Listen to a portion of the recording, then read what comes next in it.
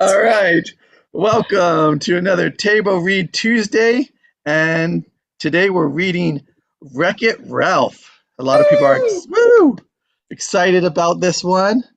Horror show. Yes. And we have a wonderful cast here.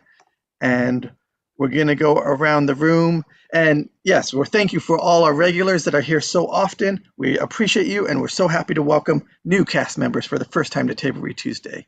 So in my top corner, I have Morgan Toll. Please tell them who you are, what you do. Yeah. Hi, my name is Morgan Toll. I'm a SAG-AFTRA actor and voice artist. And tonight I'll be playing Calhoun. Awesome. And now Justin Dalby. Hi, I'm Justin Dottie. I make silly voices and also corrupt youth through the power of education. And as you're reading the script, I'll say for educational purposes only. And next we have Tony Flora. I didn't know I was up next. I'm usually one of the last ones. Hi, I'm Tony Flora. I am doing the directions, the screen directions today. And that's an example of you'll see as of what's it called when you do voiceover stuff that she does? Yeah, audiobooks, voiceover stuff that she does, but that she has a lot more time to prepare than this.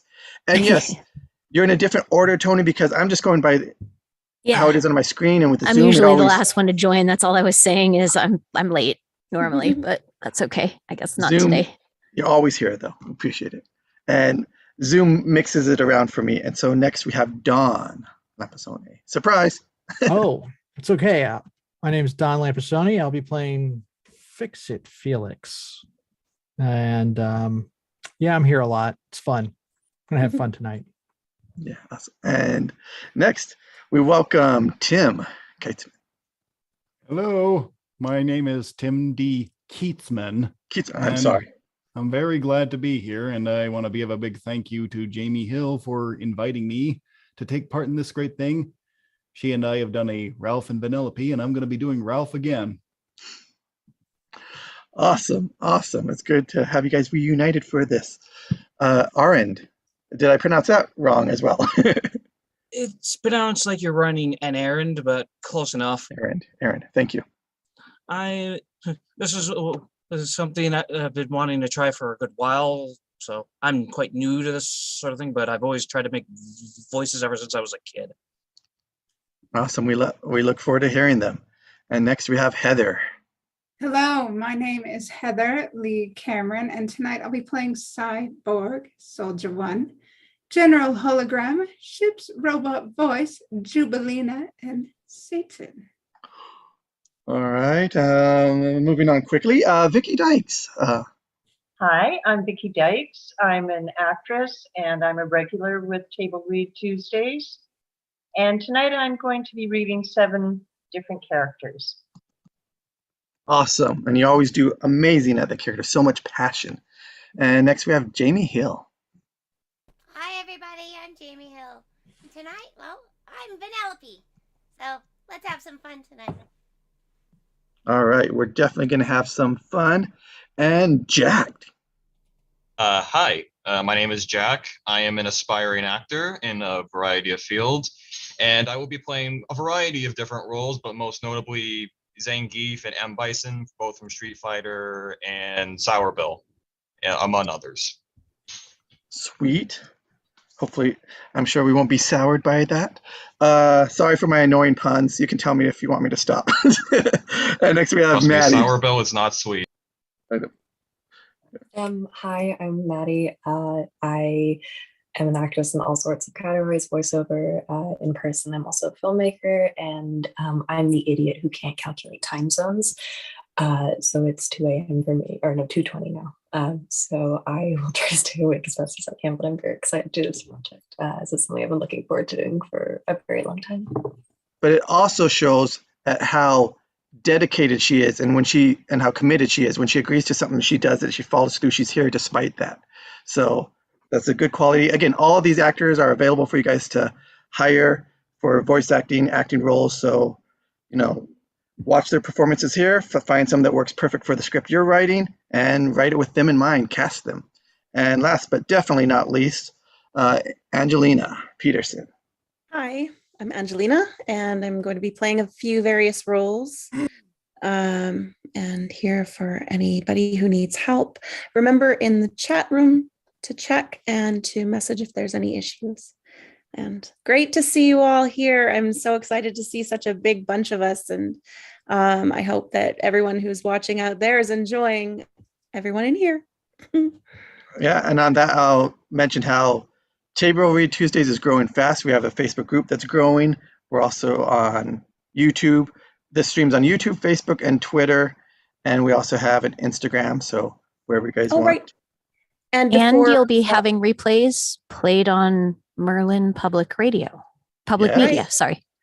And please subscribe to us on YouTube so that you can watch us every week as we come up. And and as the edits come up, you can watch the new edits that come up. Smash that like button like Wreck-It Ralph smashes buildings. Wreck that like button. Pound it, man. Okay, now. Just kidding. Between dice. I forgot what I was going to say with all that. But I think we got our point across. So at first this comes out and it looks like a big old script and tiny little actor windows. But then we go through, we re-edit it, and it has the gallery window and the big actor windows and the script. So that's why she's saying subscribe so you know when that comes back and keep an eye out for it. And watch out for tomorrow as Psycho will be coming up. Yes, the updated edit of Psycho. Edited Psycho. Edited by, Angelina. All right. I can't see my hands. With that, we're half an hour late start, so we're going to get started. So please, Tony, take us away to this video game wonderland. Wreck-It Ralph. Fade in. Insert coin blinks on the menu screen of Fix-It Felix Jr. We hear a coin being deposited. Blink. Exterior, Niceland day. Wreck-It Ralph is asleep inside his stump. A voiceover kicks in, sounding more like a confessional than a traditional VO.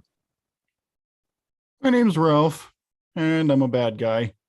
I'm 9 feet tall. I weigh 643 pounds. Got a little bit of a temper on me. My passions bubble very near the surface. Not gonna lie. A bulldozer removes Ralph in the stump. Ralph's head pops out of the stump.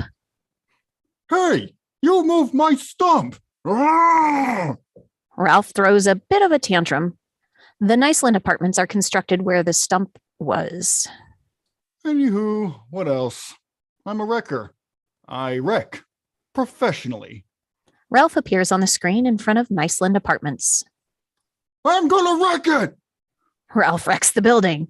He throws an Icelander. I'm very good at what I do. Probably the best I know. Thing is, fixing is the name of the game. Literally, figuratively, metaphysically. Fix-It Felix arrives and starts fixing. I can fix it! So yeah, naturally the guy with the name Fix-It Felix is the good guy. He's nice enough as good guys go. Definitely fixes stuff really well. But if you've got a magic hammer from your father, how hard can it be? Yoo-hoo! Mary pops up in a window with a pie. Felix eats the pie, and a productive hard hat appears on his head. I guarantee you, if he had a standard issue hammer like the kind you'd get at the hardware store, he would not be able to fix the things I wreck as quickly. The damage is repaired. The screen reads, "You fixed it." When Felix does a good job, he gets a medal. A Nicelander places a little medal around Felix's neck and gives him a peck on the cheek. Are there medals for the sweet science of wrecking? To that I say, ha! The Nicelanders pick up Ralph and throw him off the roof. He lands on the ground in the mud. Kerr plunk. And no, there are not. We pull back from the game console. We're in Litwalk's Family Fun Center. The place is bustling. Chiron, 30 years ago. It's not like I'm complaining. Well, it's a little like I'm complaining, but I get it. I've been doing this long enough to know a steady arcade gig's nothing to sneeze at. Time lapse. The arcade expands over the years. Games get wheeled out, new games get wheeled in. Owner Larry Litwack takes a real good care of the place through the years. Seen a lot of games come and go. I think about all those games from Asteroids. Boom. Gone. Centipede? Who knows where that guy is? No, I know I'm very lucky. Chiron today. It's just, after so many years, it becomes kind of hard to love your job when no one else seems to like you for doing it. The arcade is older now, and all the games are more modern. A giant first-person shooter game gets wheeled in. The arcade closes. The open sign shuts off.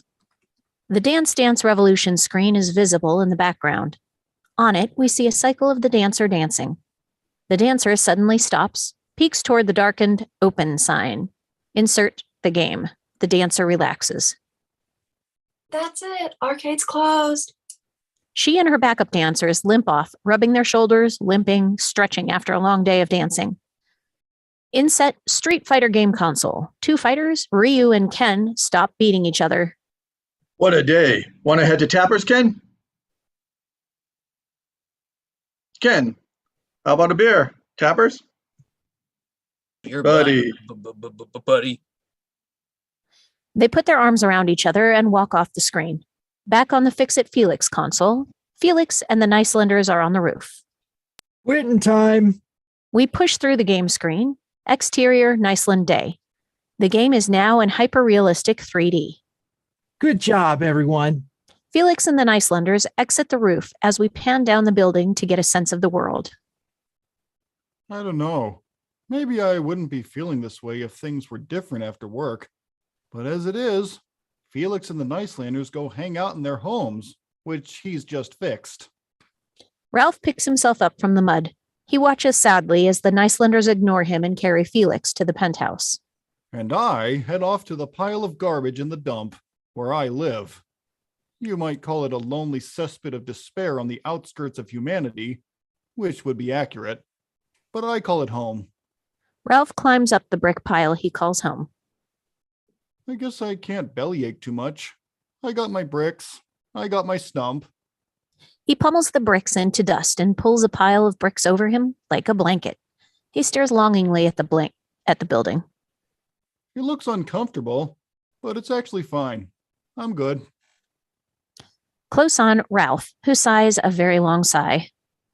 But if I'm really honest with myself, I see Felix up there, getting pies all the time, acting like Captain Fancy, and sometimes I think... Ralph's point of view. Through the penthouse windows, we can see Felix being ushered over by the Nicelanders to a dinner table full of delicious, warm entrees. Oh, close on Ralph, as he speaks out loud. Man, it must be nice being the good guy. Applause. Pull back to reveal interior video game, like a church basement, night. Ralph sits in a room full of video game bad guys. A sign on the wall reads, Bad Anon, one game at a time. Nice share, Ralph. As fellow bad guys, we've all felt what you're feeling, and we've come to terms with it. Really? Right here. I'm Zangief. I am bad guy. Hi, Zangief. Hi, Zangief. Hi, Zangief. I relate to you, Ralph. When I hit bottom, I was crushing man's skull like spellow eggs between my thighs. And I am wondering, why do you have to be so bad, Zangief? Why can't you be more like good guy? Then I have a moment of clarity.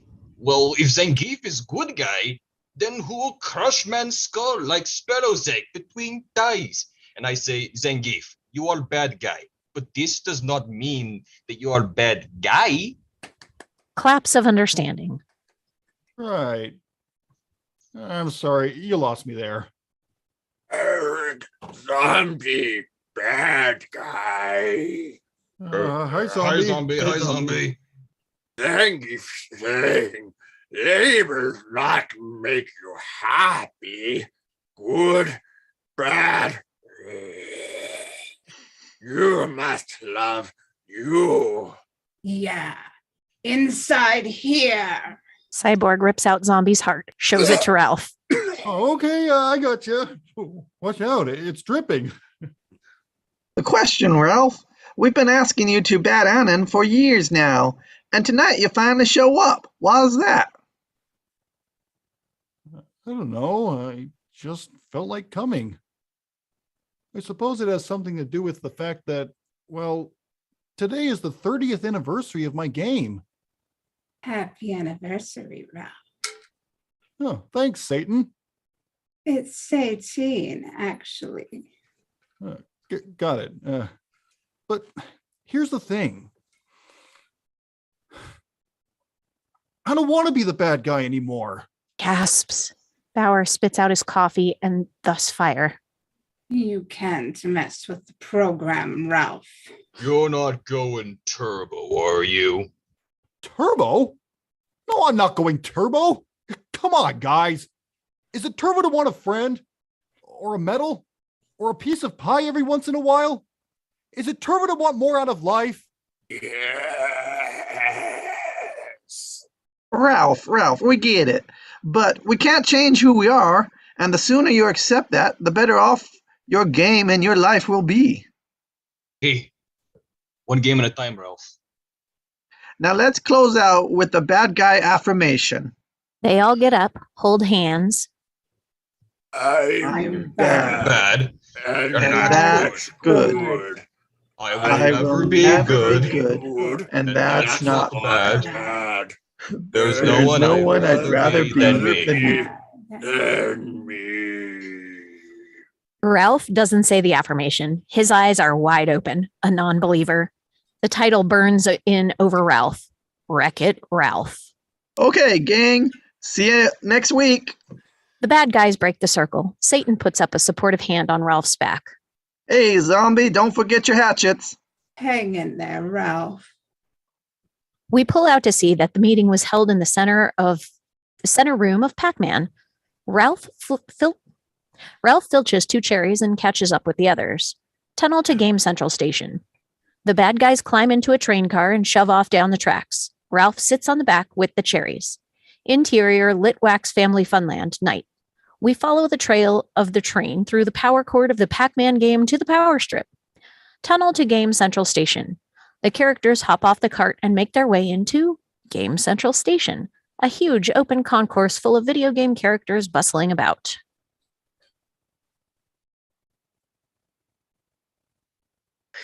Ladies and gentlemen, please do not leave personal items unattended. Unattended items will be confiscated. Report any suspicious activity to the Surge Protector. Last call for Trapper Wagon. Departing in Outlet 2. Tapper Wagon, last call. Soul Train to Dance Dance Revolution now boarding in Outlet 12. All aboard the Soul Train, Outlet 12. Ralph passes through the entrance. A rent-a-cop, Surge Protector, appears out of nowhere. A buzzer sounds. Step aside, sir. Random security check. Random my behind. You always stop me. I'm just a surge protector doing my job, sir. Name? Lara Croft. Name? Wreck-It Ralph. And where you coming from? Pac-Man. You bring any fruit with you? Ralph hides the cherries behind his back. No fruit. No fruit. Okay then, where you heading? Fix-It Felix Jr. Anything to declare? I hate you. I get that a lot. Proceed. As Ralph walks through the console, people move out of his way and whisper things like, "Bad guy, watch out." Bad guy coming. He passes a screen displaying a PSA video narrated by Sonic. Hello, it's me, Mario. Sonic couldn't be here because of his new movie, but he wanted me to tell you that if you die in your game, stay safe because you're not going to regenerate, so stay where you are. Woohoo! Ralph comes upon a group of homeless characters. Q-Bert amongst them, who holds a sign, "Out of order, please help." Ralph hands Q-Bert a cherry. Here you go, Betty. It's fresh, straight from Pac-Man's. Hang in there, guys. He approaches the entrance to the Fix-It Felix portal. The buzzer sounds and Surge Protector appears. Name? A raging party. In a gorgeous penthouse. Disco lights spin. Nicelanders dance and drink. Skrillex DJs. Felix passes out hors d'oeuvres. Exterior Niceland, Fix-It Felix. Ralph arrives on the trolley. Crack, sizzle. Ralph looks up just as "We love you, Felix" fireworks burst over the Niceland apartments. Huh? He digs 2 bottles out of the trash. He uses them as binoculars and aims them at the penthouse. Through binoculars, it's a rockin' party. Happy 30th anniversary? They're having a party without me? There are ice sculptures and dancing and a giant buffet table. Eating his way across the table is Pac-Man. Pac-Man? They invited Pac-Man? That cherry-chasing dot muncher isn't even part of this game. He slams the bottles down. They shatter.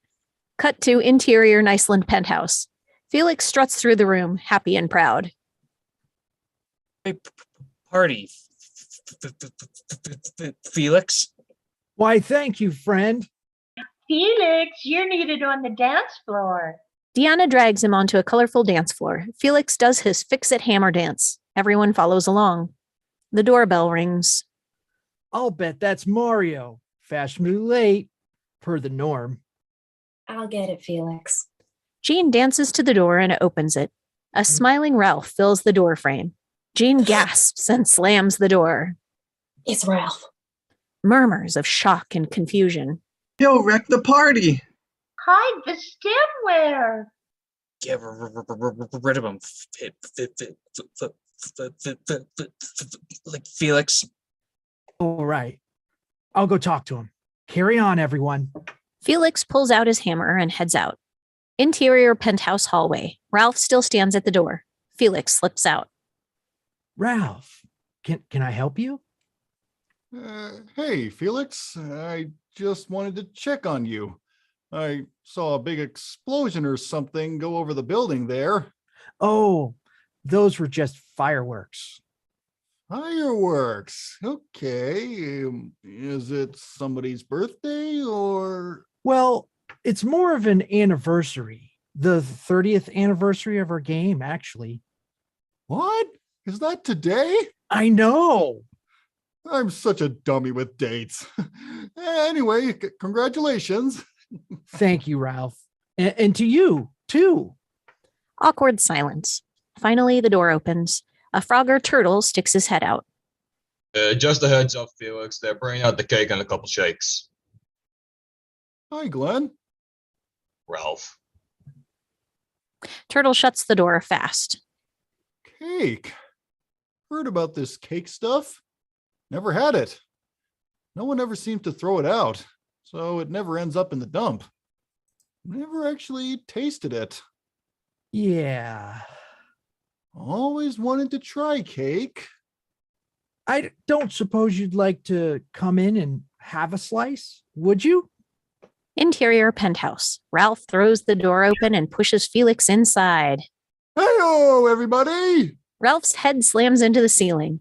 A large chunk falls down on Felix, yelps. Felix drops dead. Everyone gasps in horror. A little flower floats above Felix, and we hear a quick cycle of death music. Felix suddenly regenerates next to Ralph. I'm okay. Fit as a fiddle. Now, you all know Ralph. Evening. Oops. Evening, Nell. Lucy? Don? Dana? Deanna? Big Gene? Why is he here? He's just here for a slice of cake. And I'm a big part of the game, technically speaking. Why are you here, Gene? Ralph bends down and he and Jean face off. Felix steps between them, breaking it up. Oh, look, the cake. Mary wheels out an elaborate cake of Niceland apartment building, complete with "We Love Felix" candy fireworks. Well, I'll be dipped. You really outdone yourself, Mary. The Nicelanders gather around the cake and hail Oh, praise. Oh, look, there's all of us at the top. Ralph approaches and looks over the cake. Inset cake. A little Felix stands on the roof, reaching for a medal, surrounded lovingly by Nicelanders. But there's no sign of Ralph.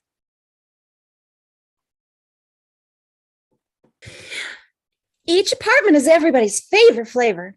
Norwood's is red velvet. Guilty. Lemon for Lucy. Rum cake for Jean and for Felix. Ralph looks for his figurine and finds himself in the mud, looking like some sort of deranged troll. His face sinks. Hey, Mary, what's the flavor of that mud that I'm stuck in there? Oh, chocolate? Never been real fond of chocolate. Well, I did not know that. One other little thing. I hate to be picky, but this angry little guy might be a lot happier if you put him up here with everyone else. Ralph picks up the little Ralph figurine. He puts him on the roof, smushing the cake a little. My cake!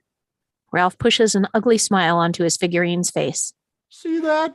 Look at that smile.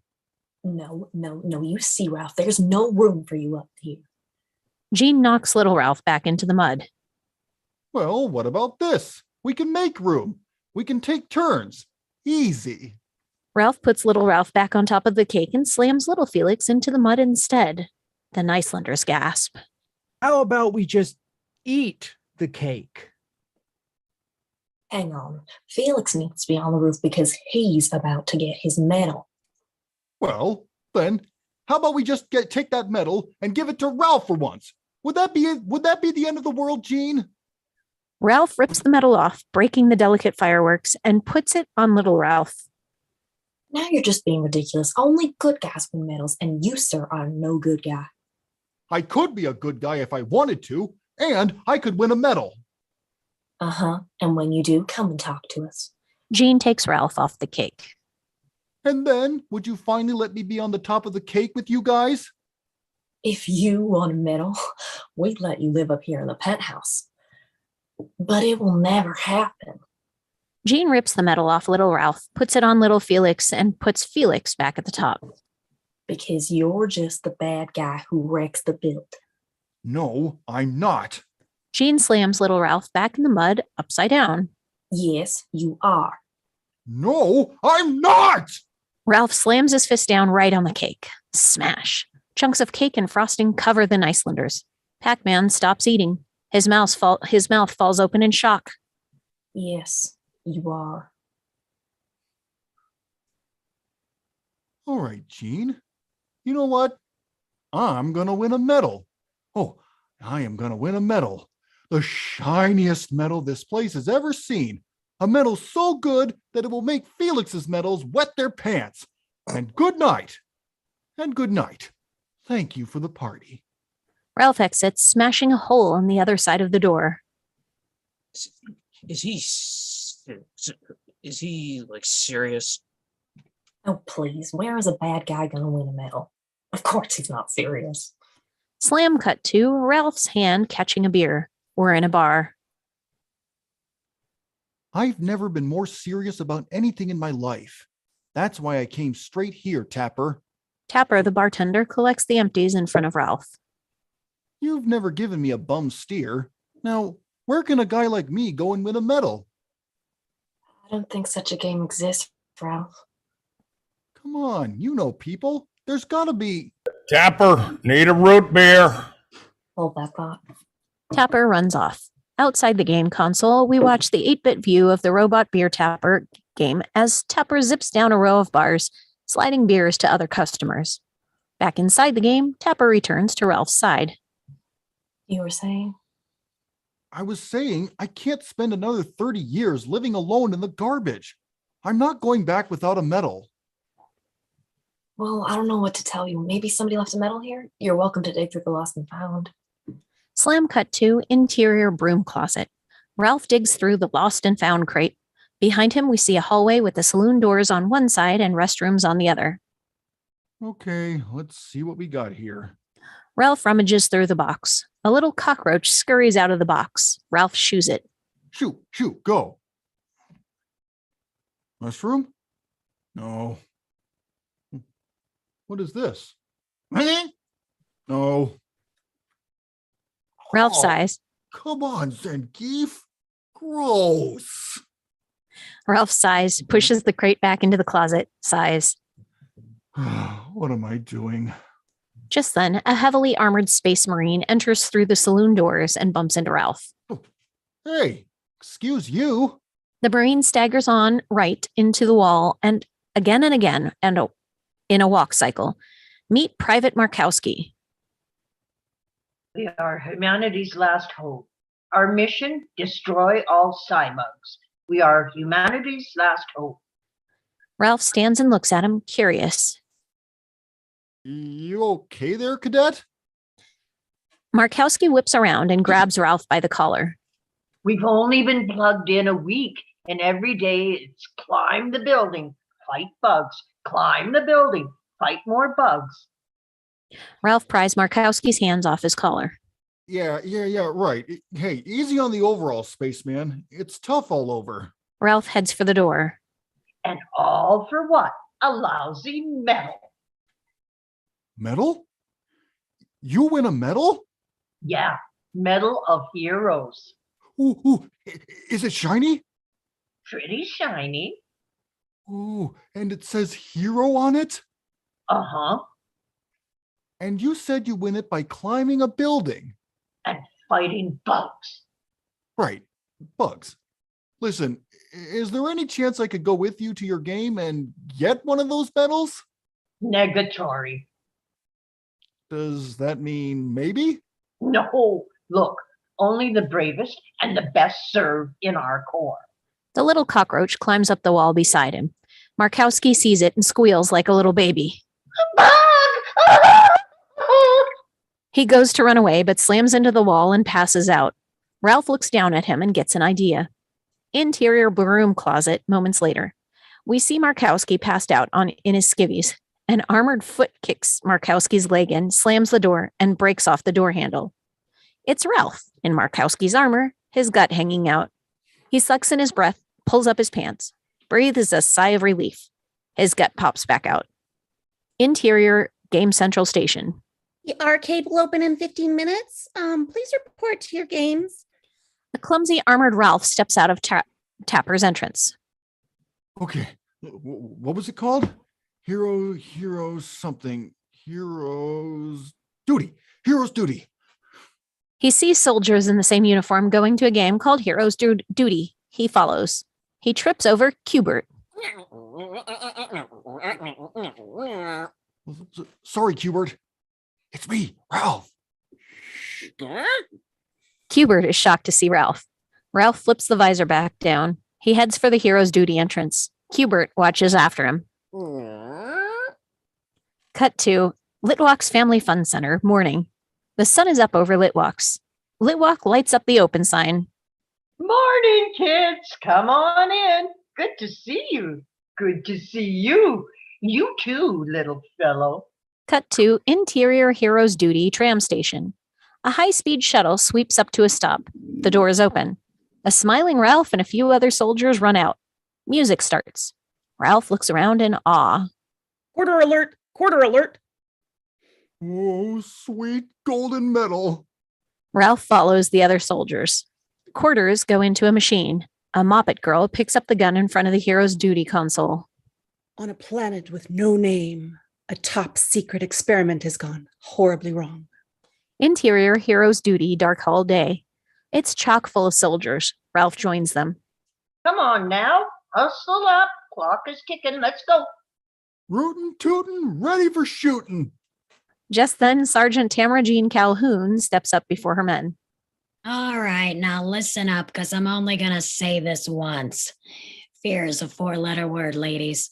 If you want to go pee-pee in your big boy slacks, keep it to yourself. It's make your mamas proud time. I love my mama. Heads up, first-person shooter coming through. Soldiers make way for a rinky-dink robot with a flat-screen head that displays the countdown to gameplay. Stiff mechanical arms hold a gun. The wheels are wobbly to simulate walking. Meet the first-person shooter. Gameplay in 3, 2. We are humanity's last hope. Our mission, destroy all Cybugs. Ralph shoves his way to the front right behind the FPS. You ready, rookie? Let's find out. The door opens and the view is vicious. The wind is wild. The terrain is sharp and twisted. Giant cybugs fly towards them. They're part machine, part nature, with razor-sharp pinchers, thrashing metal teeth, and laser wings. A 99-story caustic building rises up out of the twisted ground behind them. Sweet Mother Hubbard! Ralph is pushed out of the hub with the other soldiers. No. Wait a second. Ah! Cybug, 12 o'clock. Take it, newbie. As soldiers start killing bugs, Ralph runs around in a panic. Oh no! Wait! He raises his gun and shoots randomly. Watch it, rookie. These monsters are what they eat. A Cybug grabs Ralph's gun out of his hands and eats it. My gun! Hey, give that back! The Cybug's arm morphs into a gun. It starts shooting. Ralph screams and runs away. Shoot the eggs before they hatch. A Cybug lays a bunch of eggs in front of Ralph. Ew, there's something coming out of their bottoms. Out in the arcade, the Moppet girl looks confused. Calhoun steps into the frame, grabs Ralph, and throws him off screen. Markowski, get back in formation. Back inside Hero's Duty, Calhoun gets back on script. All right, people, the kitten whispers and tickle fights start now. The entrance to the lab is straight ahead. Ralph peeks up from behind a rock, looks at the building. I'll meet you guys inside. Sanctuary! He runs for the building. No. As soon as he crosses the bridge, he sets off sensors. The lab doors fly open and a bigger swarm of cybugs pours out. Ralph runs to the FPS, banging his head on the screen. He pleads to the screen. Ah! I thought this was going to be like Centipede. Why did video games become so violent and scary? I want out of here. Let me out. Outside the game, the gamer sees his face pressed up against the screen as he blunders. Save me. Get me out of here. Back inside the game, Ralph uses the FPS droid as a shield. Ah, take her. Outside the game, the gamer watches the camera angle whip up to the jaws of a giant Cybug, then flip down as if the FPS had fallen dead. Game over. The game over flashes on the screen. The girl slams the gun into its holder and marches away. What a ripoff. Back inside Hero's Duty, Ralph grapples with the Cybug who tries to eat him.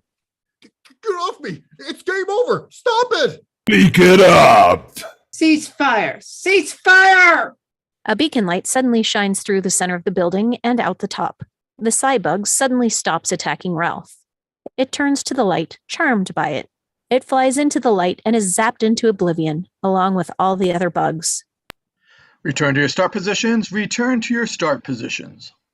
The FPS robot rises back toward the vertical. Ralph dusts him off. Here, let me help you. Sorry about that. Annoyed, its mechanical arms swat away Ralph. It rolls off. Well, yeah, you must be upset. Calhoun bounds toward Ralph. Markowski. Who? Oh yeah, me. I'm Markowski. Ralph stands at attention, chin raised to avoid detection. Calhoun clocks his helmet with the butt of her gun. Ow! What's the first rule of Hero's Duty? No cuts, no butts, no coconuts. She clocks him again.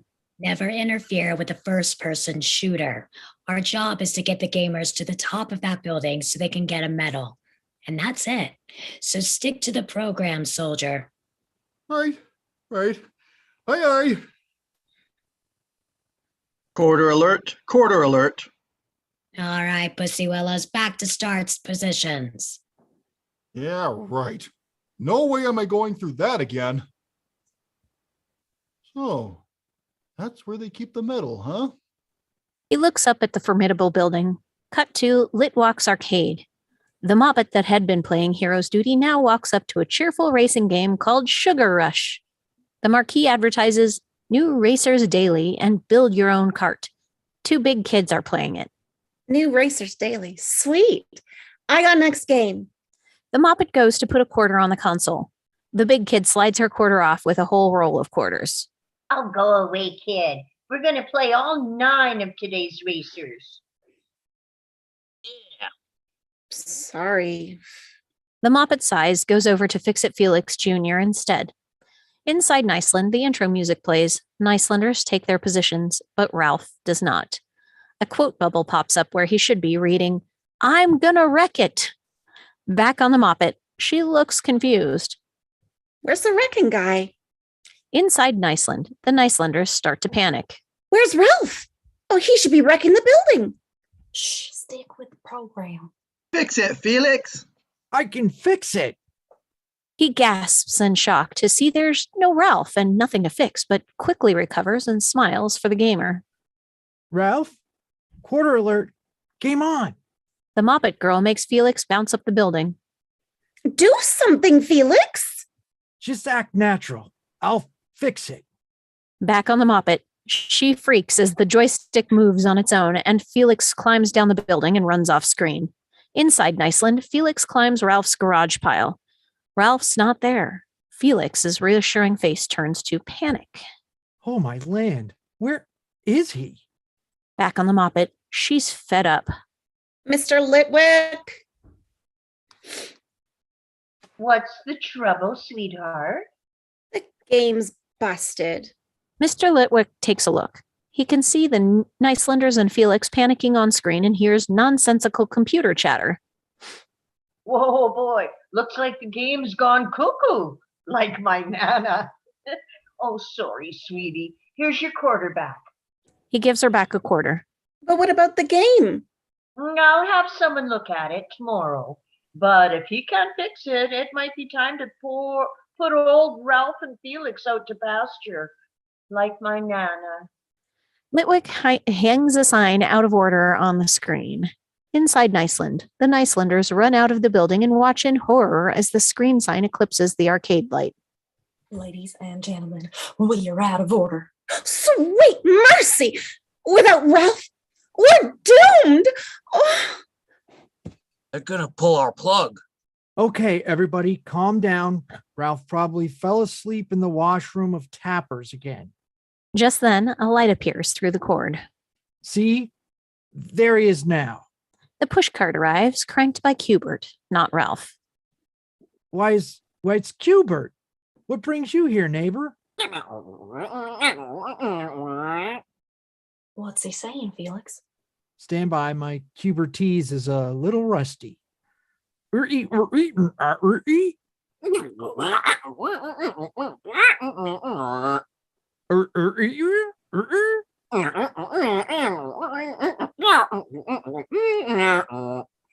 Ralph's gone turbo. Cut to Ralph's strained, glowing face.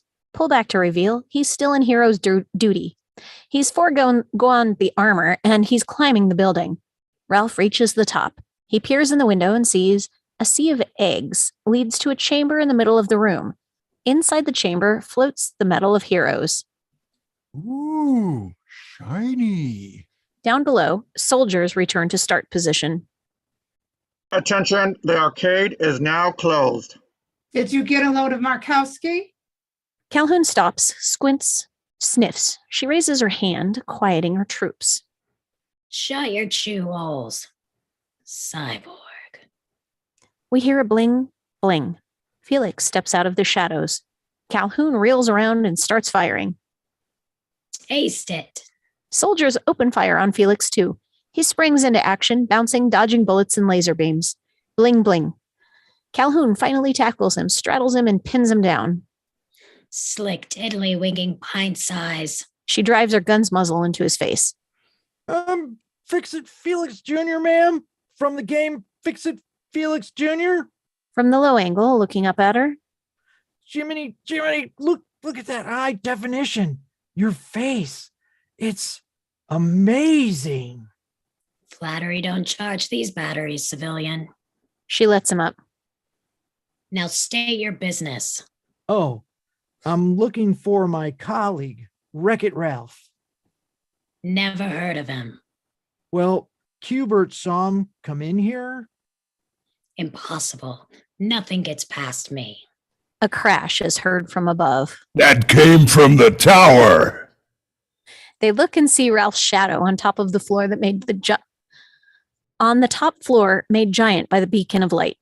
On the top floor of the lab, Ralph punches the window, breaks it, and steps in. He does his most careful tiptoe across a sea of eggs. Ooh, nice little eggs. Excuse me. He climbs the steps up to the chamber, triggering a giant hologram head to appear. Congratulations, soldier. It is my honor to bestow upon you the Medal of Heroes. Oh, wow. The medal floats down to him. As it does, we see Ralph's penthouse party vision. Ralph is on the dance floor, surrounded by Nicelanders doing the Wreck-It Ralph dance. Mary wheels out a cake with a handsome Ralph on top, wearing his Medal of Heroes and being hugged by the Nicelander figurines. Jean is outside in the brick pile, looking longingly up at the party through the binoculars. He cries. Back to reality, the medal lands around Ralph's neck. No way. Oh, wow. 10 hut. History will long revere your courage and sacrifice. More holograms of space colonels and generals surround him. Heroic music plays. Ralph backs down the steps, smiling and waving to the holograms. You have etched in the rock of virtue a legacy beyond compare. Thank you. Thanks, guys. At ease. You are the universe's greatest hero. Crack. Ralph steps on an egg. Smash. The egg shatters. Oops. Ay, ay, ay. Ralph leans in for a closer look. The baby bug opens its eyes cutely and then attacks. It attaches itself to Ralph's face. The living embodiment of all that this corpse represents. Bravery, integrity, grace under pressure, and above all, dignity. Ralph stumbles around, flies back into one of the space pods. A harness immediately locks him in place. The door slams shut. Escape pod activated. The engine fires and then boom!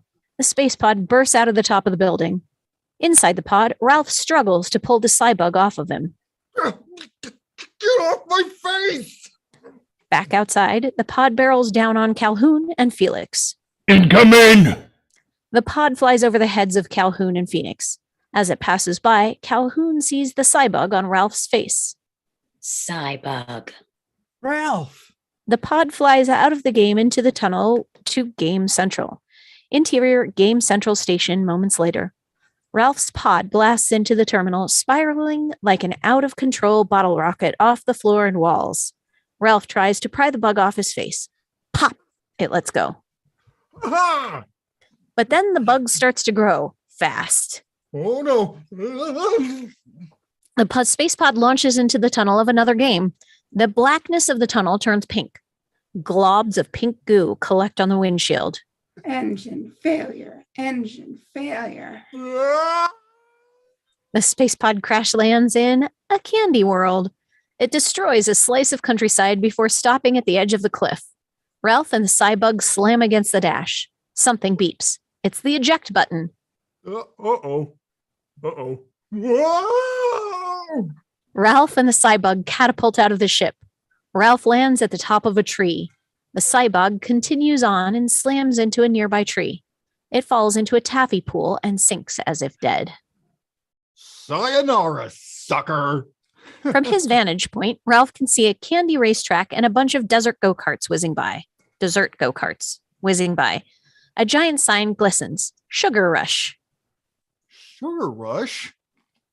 Oh no. This is that candy go-kart game over by the Whack-A-Mole. I gotta get out of here. He wipes the stickiness off his shirt and realizes that his medal is gone. My medal? What? Wait. No. No. My medal! He spots his medal dangling from the highest branch of a peppermint tree. Ralph quickly climbs down the tree as it shakes from his weight. Cut to the medal in the peppermint tree moments later. The tree is surrounded by bubbling taffy pool. Ralph teeters across some wobbly gumdrops floating in the pool. He grabs the tree and climbs, eyes on the medal. Hi, mister. Ah! He looks up terrified, but it's only Vanellope von Schweetz, a 9-year-old girl looking down from a branch above him. Hello. Man, you scared me, kid. I nearly soiled myself. What's your name? Ralph. Wreck-It Ralph. You're not from here, are you? No. Well, yeah, I mean, not from right in this area, but I'm just doing some work here. He continues climbing. Some routine candy tree trimming. You probably want to stand back. In fact, this whole area is technically closed while we're trimming, so... Well, who's we? Candy tree department. He climbs higher. Where is everybody else? Oh, it's just me today. Oh, so you're meant like the royal we? Yep, that's right. Vanellope springs up to a branch by his face and hangs upside down. Are you a hobo? No, I am not a hobo, but I am busy. So you, go home. Why is that? Didn't hear you. Your breath is so bad it made my ears numb. Listen, I try to be nice. I'm trying to be nice. You're mimicking me. Okay, that is rude, and this conversation is over. He climbs on. Now it's rude, and this conversation's over. I wouldn't grab that branch if I were you. That's a double stripe. I'm from the candy tree department. I know exactly. He grabs the branch. Ding! Snap! Ralph falls. Whoa! He barely manages to catch a lower branch with one hand. Double strikes break, good boy. Hey, why are your hands so freakishly big? I don't know. Why are you so freakishly annoying? Well, why are you so freakishly... Just then, she notices the glistening metal. Oh, sweet mother of monkey milk! A gold coin! Don't even think about it. That's mine. I'll race you for it. Vanellope moves like a monkey up the branches. Ralph follows. I don't have to race you for it because it's mine. A double stripe! Vanellope makes it to the top and grabs the medal. Come back here. Give it back. Give it. Give it. The winner! Woo! Ralph grabs the branch she's on and flings her off. She drops the medal. He catches it. She dives for it and misses. Ralph lands on a double stripe. Ding! Double stripe! Crack! He falls. The medal goes flying again. Oh! He grabs the bottom branch, and hangs inches above the bubbling taffy. Vanellope snags the medal. Thank you. She hops off the tree to the ground, safely beyond the taffy. Look, wait. Let me talk to you for 1 second. Here's the thing. I'm not from the candy tree department. Lying to a child. Shame on you, Ralph. But I wasn't lying about the medal. That's my medal. That's why I was climbing the tree. It's mine. It's precious to me. Vanellope polishes the medal, admiring it. That thing's my ticket to a better life.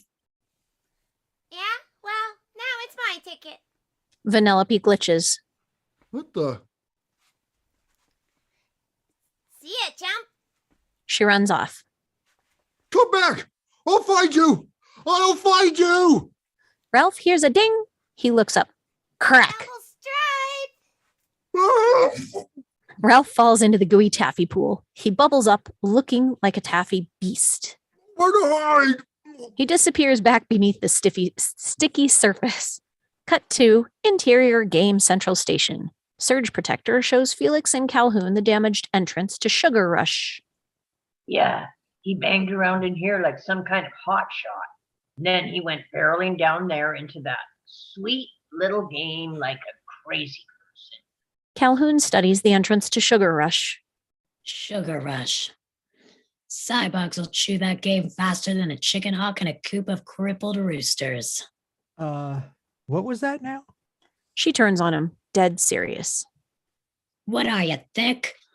There was a Cybug on that shuttle. Do you even know what a Cybug is? I can't say that I do, ma'am. Cybugs are like a virus. They don't know they're in the game. All they know is eat, kill, multiply. Without a beacon to stop them, they'll consume Sugar Rush. But do you think they'll stop there? Yes. Wrong. Viruses do not stop. She stands up straight and majestic and looks over the game central to all the tunnels leading to so many games. Once those Cybugs finish off Sugar Rush, they'll invade every other game until the arcade is nothing but a smoking husk of forgotten dreams. God, my cruiser. Colette hands her what looks like a folded surfboard. Calhoun heads down the steps to the tunnel. Sheepers. Is she always this intense? It's not her fault. She's programmed with the most tragic backstory ever. The one day she didn't do a perimeter check. Her wedding day. Calhoun stares down the dark tunnel. Smash 2 interior church. Calhoun and an incredibly handsome soldier, Brad, are about to exchange vows at the altar. Just then, a giant Cybug crashes through the stained glass window and chomps down on the groom. Calhoun pulls out her automatic weapons and starts shooting through the raging walls. Smash cut to Calhoun. She tries to shake it off. Felix hurries up to her in the tunnel. Wait, ma'am. I'm going with you. Like fun you are, short stack. You die outside your game, you don't regenerate. Well, neither do you, ma'am. Now, it is my job to fix what Ralph wrecks, and I cannot ask you to risk your life cleaning up his mess. No flex on this one, ma'am. I'm coming along with you. She gives him a hard look, then scoots aside on her hoverboard, snaps, and points behind her on the board. He flips onto it, and off they go. Cut to the Sugar Rush racetrack. The stands are full. Racers zip up to the starting line in their go-karts. Bright royal music plays. Sourbill says, Citizens of Sugar Rush. beneath the stands, Vanellope sneaks up, pushing a tarp-covered cart. She peeks her head out, the medal of heroes clenched between her teeth. Just in time. All hail our rightful ruler, King Candy. Up in the tallest box, a curtain opens, and King Candy, with his Edwin-like mug and style, jumps out. Hello, my loyal subjects. Have some candy. King Candy throws handfuls of candy into the crowd. Thank you for that stirring introduction, Sour Bill. Fine, you don't have to be so mean about it. And thank you to today's avatars. It was a wonderful day, it was. But now the arcade is closed, so it's time to wipe the slate clean and race to decide our new roster. Huge cheers. On the track, we scan across the racers, standing proud in all their candy racing gear as King Candy explains the rules. The first 9 racers across that finish line will represent Sugar Rush as tomorrow's avatars. Race, race, race, race! Yes, okay, calm down. Listen, this event is pay to play. We all know this. The fee to compete is 1 gold coin from your previous winnings. If you've ever won, which I have, let me go first. King Candy pulls a lever and a rainbow sweeps across the starting line. King Candy throws his gold coin into the air. It's caught on a rainbow slide and swept into a giant pot. King Candy's name appears on the contestant board. King Candy. King Candy leaps into the air with a flourish and poses. The crowd goes wild. The first racer, a strawberry pink go-getter, tosses up her coin. We follow it and watch it land in the pot, where it turns into the game code and then disappears into an abyss. Taffeta Mutton Fudge. Taffeta does her signature leap and pose in the air and gives the fans her catchphrase. Stay sweet. More kids throw their coins as Vanellope pushes her covered cart to the starting line. Adorably's Winter Pop Gloyd Orange Bear Boar. Vanellope scurries up to the back of the line. Crumbalia Del Camelo. On Ralph, covered in taffy, trudges his way towards the racetrack. Dealer, catch that brat. Back at the track, racers continue throwing their coins into the pot. Minty Zeki, Sawana, Rainbow, Rancis, Fludger, Butter, Jubilina, Bing Bing, Switzel, Marcoli, Candlehead. It's Vanellope's turn. She kisses the medal and throws it. It's caught by the rainbow, rims around the pot before dropping in. The pot glitches. The metal swirls inside it, turns into a game code, and disappears into the abyss. Sour Bill, who's that last one? The board glitches, and then a new racer appears on it. Vanellope von Schweetz. The crowd gasps in horror. Vanellope von Schweetz! Yippee! I'm in the race! Vanellope? Taffeta rips the tarp off Vanellope's cart, revealing a sad cart made from recycled junk with the name Lickety Split written on the side. Glitch. The crowd starts to panic. Now, everything is all right. Security! Two donut cops, Winchell and Duncan, come running in. Come here, kid. We're not going to hurt you, you little freak. Vanellope makes a break for it. Oh, get back here. Hey, slow down! Just then, a taffy-covered Ralph, twigs and candy stuck to him, comes barreling onto their track, looking like a creature from the Taffy Lagoon. Oh, give me back my medal right now! Oh, boy! What is that? Ralph chases Vanellope. Get back here! Vanellope slips under a spectator's box. Ralph lifts up the box, revealing her. Nowhere to hide! She scurries back under the next box.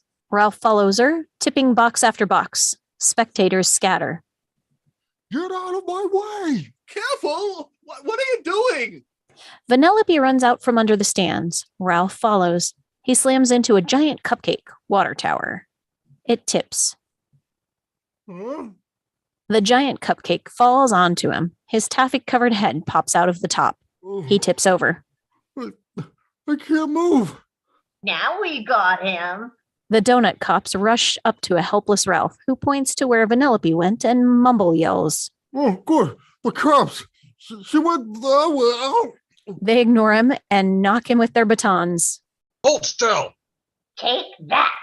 What are you doing? Oh, okay, folks, calm down. Everything's all right. The monster's been caught. We'll repair all the damage. Don't worry. We will have our race before the arcade opens. I am in it. Vanellope hops into her cart and pedals off. There's no way that I am racing with a glitch. Rancis, Candlehead, come on. She and the racers hop in their carts and drive off. Sour Bill, that glitch cannot be allowed to race. Oh, and bring that thing to my castle. Winchell switches to using a taser on Ralph. She took my Ow! Exterior King Candy's castle. Oreo guards march and chant outside a grand candy palace. Oreo. Oreo. Oreo. Oreo. Interior King Candy's castle. The donut police roll the Ralph Cupcake Taffy Ball into a frilly throne room. King Candy drives his cart right into the room and backs it into his throne parking spot. Sour Bill, let's detaffify this monster so we can see what we're up against here. Okay. Sour Bill pulls off a giant glob of taffy, exposing Ralph's face and head. Wow! Look at my duds! It's Wreck-It Ralph? Yeah? Who are you? The guy who makes the donuts? Oh, please, no. I'm King Candy. Huh. I see you're a fan of pink. Salmon. That's obviously... What are you doing here? Look, your candiness, this is just a big misunderstanding. Just get me out of this cupcake, I'll get my medal, and I'll be out of your way. Your medal? Bad guys don't win medals. Well, this one did. I earned it in hero's duty. You game jumped? Ralph, you're not going turbo, are you? What? Oh, no. Because if you think you can come here to my kingdom and take over my game, you got another thing coming. Easy, your puffiness. It's not my fault one of your children of the candy corn stole my medal. Children of the candy corn? Who? The glitch. The coin she used to buy her way to race. That was your medal? She did what? I need that back. Well, I'm afraid I can't help you. It's gone. It's nothing but code now, and it'll stay that way until someone wins the cup at the end of the race. Well, maybe I'll just have to have a little talk with the winner then. Is that a threat I smell beyond the halitosis you obviously suffer from? Listen, Nelly Wafer, I'm not leaving without my medal. Yes, you are. Winchell, Duncan, get him out of that cupcake and on the first train back home. And if I ever see you here again, Wreck-It Ralph, I'll lock you in my fungeon. Fungeon? Fun dungeon. It's a play on words. Never mind. Now, I've got a glitch to deal with thanks to you. Goodbye, Wreck-It Ralph. It hasn't been a pleasure. King Candy hops into his cart and drives out of the room. Winchell knocks on the cupcake. This thing's as hard as a rock. I can see that. Get the tools. What tools? Winchell hits Ralph with the baton. Quiet, you. Duncan goes over to a chest, pulls out a chainsaw, and revs it up. What? No, stay away from me. Hey, take it easy, big boy. Ralph flails. He rolls back onto his feet and starts hobbling toward the door. He's got in the way. The Oreo guards block his way, shouting Oreo. He turns and eyes 2 giant windows. Cut to outside the double castle windows. Ralph and the cupcake burst through the wall and fall. Back inside the castle, Winchell and Duncan run to the window. They look down and see the smashed cupcake out on the ground and Ralph running away. Quick, call out the devil dogs. Cut to exterior Lollysticks forest a short while later. Devil dogs on leashes bound through the trees and down the ravine. They stop by a chocolate stream. They lose the scent and run off downriver. A pixie stick poking out of the stream moves. Ralph breaks the surface. Ugh, I hate chocolate. Gotta get my medal back. He hears the roar of the engines, sees a bunch of racers speed by on a nearby road. The pot goes to the winning racer. He runs after them. Hey kids, can I talk to you for a second? He just misses them as they disappear around the bend and approach Vanellope, who is working on her handmade cart. It's up on jacks. The racers sweep in and surround her. She pushes away any evidence of fear and stands tall to meet them. Hello, fellow racers. Ralph peeks over the hill. It's that little crumb snatcher. Tafita, Rancis, you're looking well. Come by to check out the competition, huh? Well, here it is. The lickety-split. On Ralph, unimpressed. Sheesh. Looks like she built it herself. Back on the kids, Taffeta gets out of her cart and approaches Vanellope. Built it myself. Fastest pedal power west of the Whack-A-Mole. Check her out. Vanellope hops in her cart and starts pedaling. The gears catch and spin. Vanellope, it's so you. But you have to back out of the race, yeah. Vanellope gets out of her cart and approaches Taffeta. No, I don't, because I paid my fee. I'm on the board, so yeah, I'm definitely racing. Well, King Candy says glitches can't race. I'm not a glitch, Taffeta. I've just got pixelia, okay? Ignoring her, Taffeta walks over to Vanellope's cart. The rules are there for a reason, Vanellope. To protect us. Say I'm you. I'm in my weird little car and I'm driving and I actually feel kind of cool for once. And then all of a sudden, oh no, I'm glitching. Hey! See, you're an accident just waiting to happen. Oh no, I glitched too.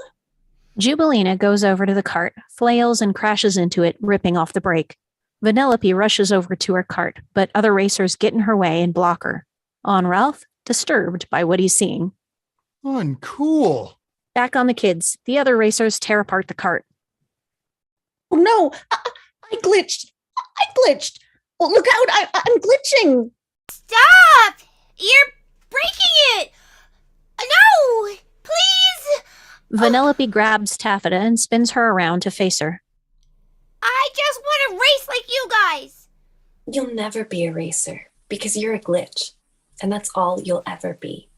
Taffeta pushes Vanellope, who goes flying back and lands splat in the mud. On Ralph, that's the last straw. He jumps up. Hey, you leave her alone. He runs down the hill, flails his arms, and throws mud at the kids. They scream in terror. Scram, you rotten little cavities, before I throw you in the mud! The racers drive off. Ralph puffs up.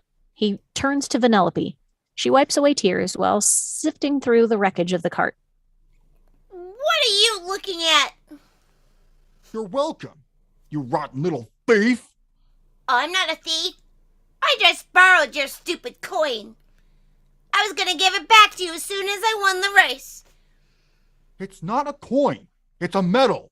Coin, medal. Just go back to your own dumb game and win another one. I can't. I didn't win it in my game. I won it in Hero's Duty. Hero's Doodle? It's not that kind of duty. I bet you really gotta watch where you step in the game called Hero's Doodle. What did you win a medal for? Wiping? I hope you washed your hands after you handled that medal. Listen. Wait. One more. Why did the hero flush the toilet? Say what? Why? Because it was his duty. How dare you insult Hero's Duty, you little gutter snipe!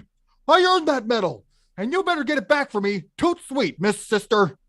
Well, unless you've got a go-kart hidden in that fat folds on your neck, I can't help you. Ralph makes like he wants to crush her, but forces himself to smash a nearby candy tree instead. He then pushes a giant jawbreaker. It doesn't do so much as crack. He tries again. Nothing. Incensed, he pounds on it, temper tantrum style. What a moron. Hey, genius, it's a jawbreaker. You're never gonna break that. That gives her an idea. Ralph plops down on a rock, out of breath. Vanellope comes over and leans against the nearby jawbreaker. Enjoy your little temper tantrum diaper, baby? Leave me alone. Look, you want that medal, right? And I want to race too. So, here's what I'm thinking. You help me get a new cart. A real cart. And I'll win the race and you get back your medal. You want me to help you? All you gotta do is break something for me. Come on. What do you say, friend? She holds out a hand. He doesn't take it right away. We are not friends. Aw, come on, pal. You son of a gun. Come on, buddy. Let's shake on it. Come on, Chumbo. Ralph, my man. My main man. Hey, man, my arm's getting tired. Do we have a deal or not? You'd better win. He takes her little hand, and they shake on it. Ooh, and welcome to the intermission. Wow. Man, this is so fun. I'm smiling all the time. Halfway there. Yeah, it's written well. Everybody's acting it fantastically. But yeah, so 5-minute break, and we'll turn off our cameras, and we'll come back in about 5 minutes. So see you guys soon.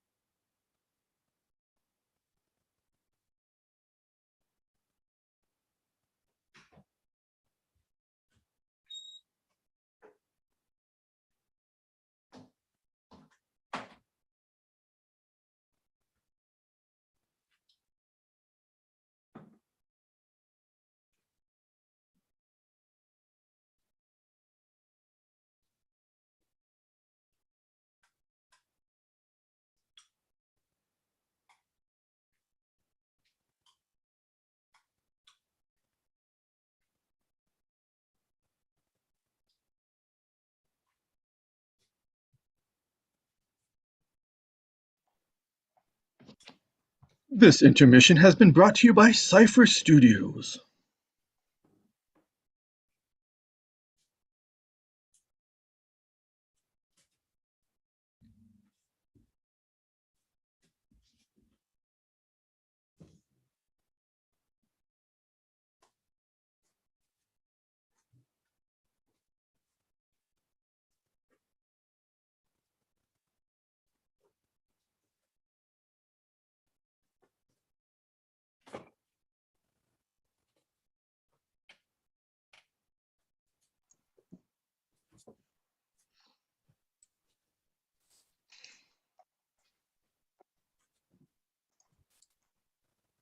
And we're back.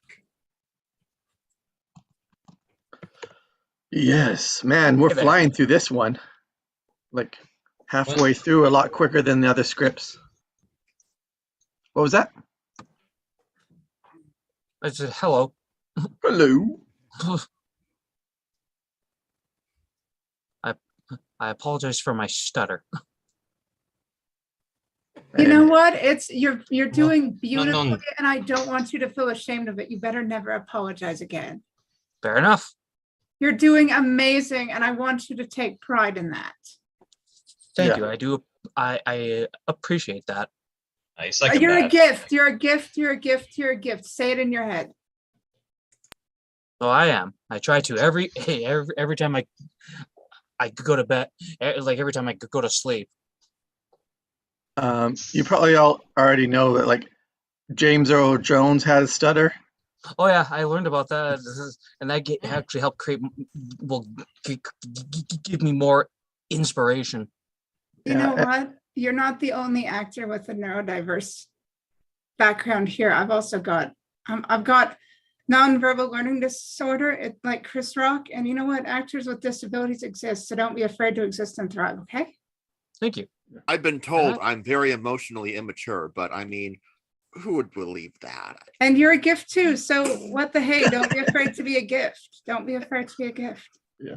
I mean, so many actors have neurodivergency though, and it's incredible the amount of like acceptance. Not that there wasn't before, but just the fact that we're bringing it up now is really great. Because like I remember when I was younger, I'm not very old, in case you couldn't tell. But like it's really nice to just be able to see that and look in the media and like see myself, which feels really nice because I'm actually autistic, so it feels really great to be seen. Yeah. Oh, fantastic. Yeah, I'm on the spectrum too, and I've been doing theater since I was a teenager. And you know what? We cannot be afraid to. Hollywood's got a ways to go before it accepts people like us, and we've got a way to go before agents will accept people like us. But you know, we can get there. So we should not be afraid to do things like this so people can see that we exist and we're not afraid to exist and thrive as actors. Yes. So here's to us existing and thriving. We are all gifts. The nice thing about actors is you're seen more than other places, so you can be accepted everywhere, not just as actors. Yes. Let us be our gifts. Let us show our gifts. Let us be unafraid. You're doing, all of you are doing awesome. So take that and run with it. You too, Heather. Sorry, I got passionate for a minute. That's good. Let your passion shine. I hope this works because of who you played earlier. Thanks, Satan. And on that note, we will get back to the script if everyone's ready to go. Ready to go. Yep. All right. May Alan Tudyk bless us all. To And Rich exterior. more as well. Cut to exterior Sugar Rush cruiser flying day. Felix and Calhoun get a bird's eye view of Ralph's wreckage. I'll say this much. They don't call your friend Wreck-It for nothing. There's the shuttle. She lands the cruiser, exterior Sugar Rush, the broken ship. Calhoun does a military run up to the ship, gun raised. She circles it, checks the cockpit. Felix approaches cautiously. Is he there in there? Nope. Lucky for him, otherwise I would have slapped his corpse. No Cybug either. She pulls out her tricorder bug sensor and starts scanning. Gotta find it before he lays its filthy eggs. Cut to exterior candy cane forest, taffy pit. Calhoun and Felix pass the pit. She's getting a faint signal on the sensor. It scrambles. She smacks it. It scrambles more. Ugh, this atmosphere is full of sugar particles and it's jamming my sensor with funny fudge. They walk on. So, what is it with this wreck-it Joker? Why'd he go AWOL?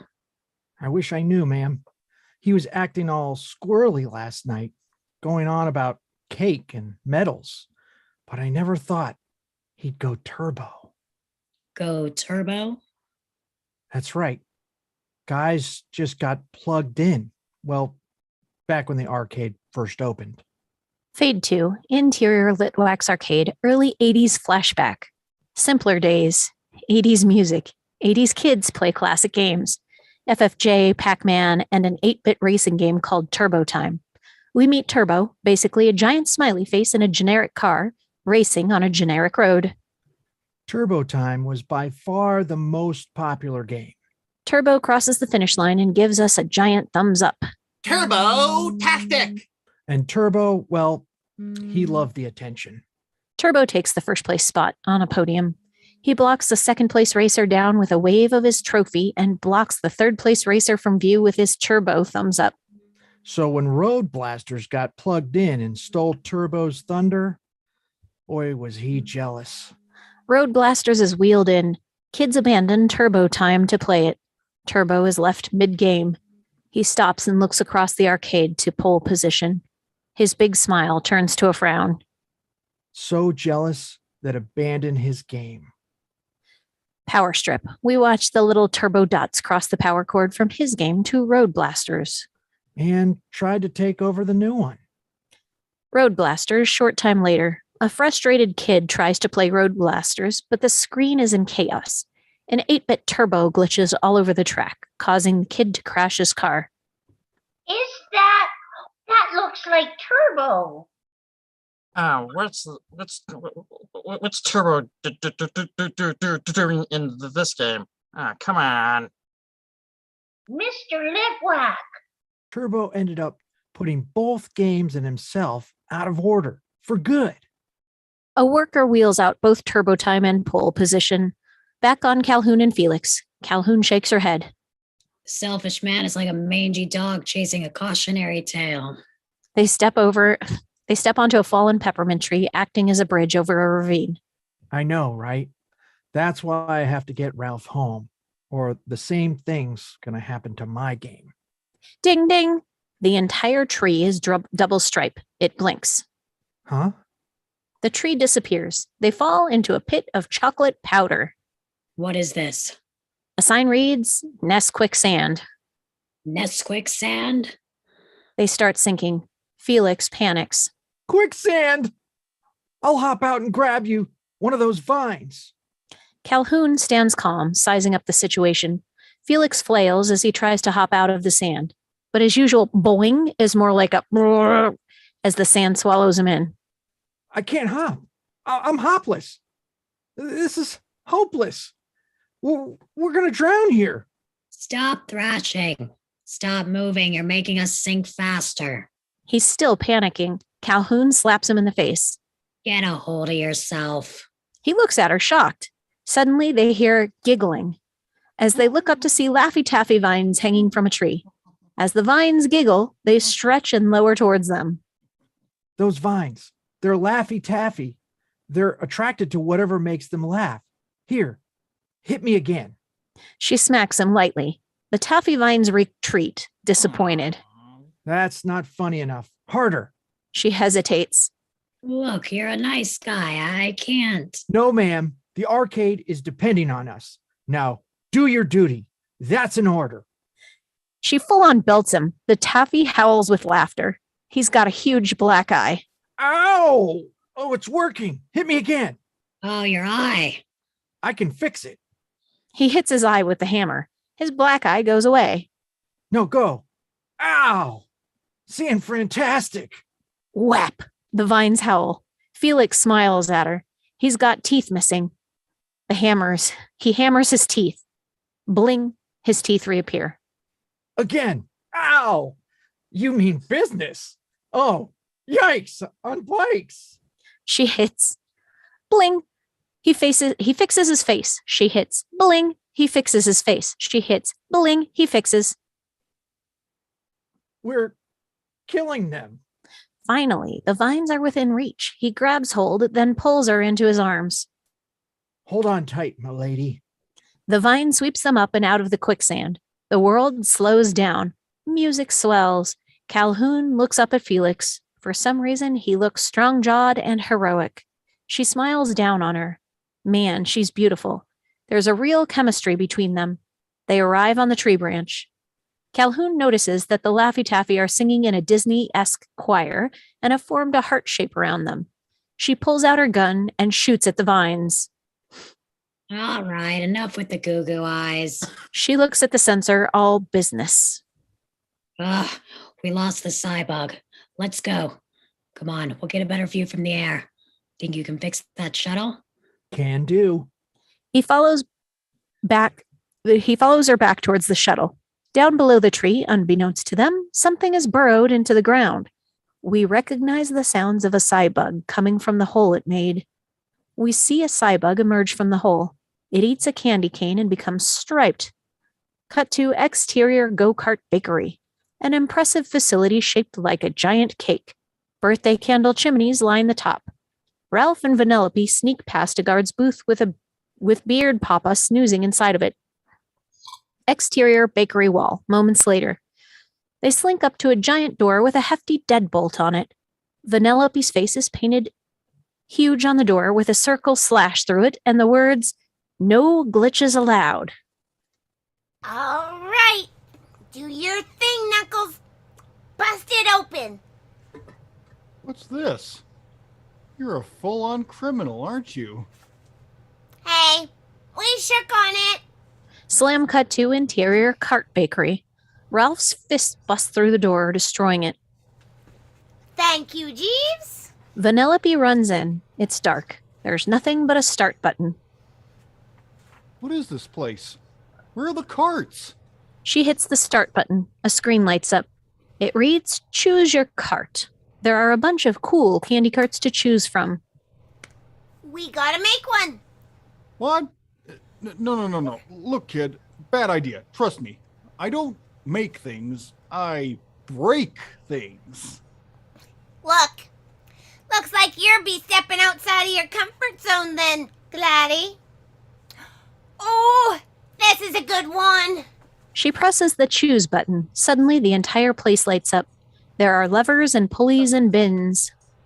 Welcome to the bakery. Let's bake a cart. What's this? Another game? Yeah, well, it's a mini game. You have 1 minute to win it. What? Ooh. Come on, Ralph. Go! Oversized numbers fly through the air from background to the foreground. Vanellope runs over to giant steering wheel. Before her, 2 chutes, a balancing platform, a bowl, and a trash can. Mixing. The word mixing flies through the air and knocks Ralph on the head. Putting the ingredients in the bowl and throw away the trash. Vanellope hangs on to the wheel to steer it. Egg comes out of the chute and into the platform. She steers the wheel. The platform tilts to drop the eggs in the batter bowl. Other objects come out of the chutes like boots, soccer balls, underpants, and hairbrushes. A recipe card keeps score. Vanellope's having trouble with the steering and is missing the ingredients. Hairbrush. No. Underpants. No. You're getting it all wrong, kid. I'm trying. The clock reads 45 seconds. I'll do it. He jumps up on the platform, catches all the ingredients, throws the good ones into the bowl and the bad ones all over the floor. No. Yes. Gross. Milk? Yes. The flour hits him. He falls into the batter. The beaters come down and mix the batter, Ralph and all. Batter up. The batter and Ralph dump into a mold. Ralph crawls out of the batter just before it goes into the oven. Oh, come on! No sleeping on the job! Baking. Ralph gets up, stumbles around, dizzy. The word baking flies through the air and clocks him. Oomph. Pump up that heat and hold the perfect temperature. Vanellope runs over and jumps on the bellows. She can't get it hot enough. Ralph, I'm on it. Ralph jumps on it. He completely breaks the bellows. Oh, Ralph! No problem. Just give me this thing here. Ralph grabs the hose and blows into it himself. The mercury rises. Okay, good. Oh, a little more. That's it. That's it. Hold it. Hold it. Hold it. His cheeks are bulging. He turns red, then purple, then blue. Ding! Vanellope cheers. Ralph collapses. Yes. Come on, get up, Ralph. 15 seconds.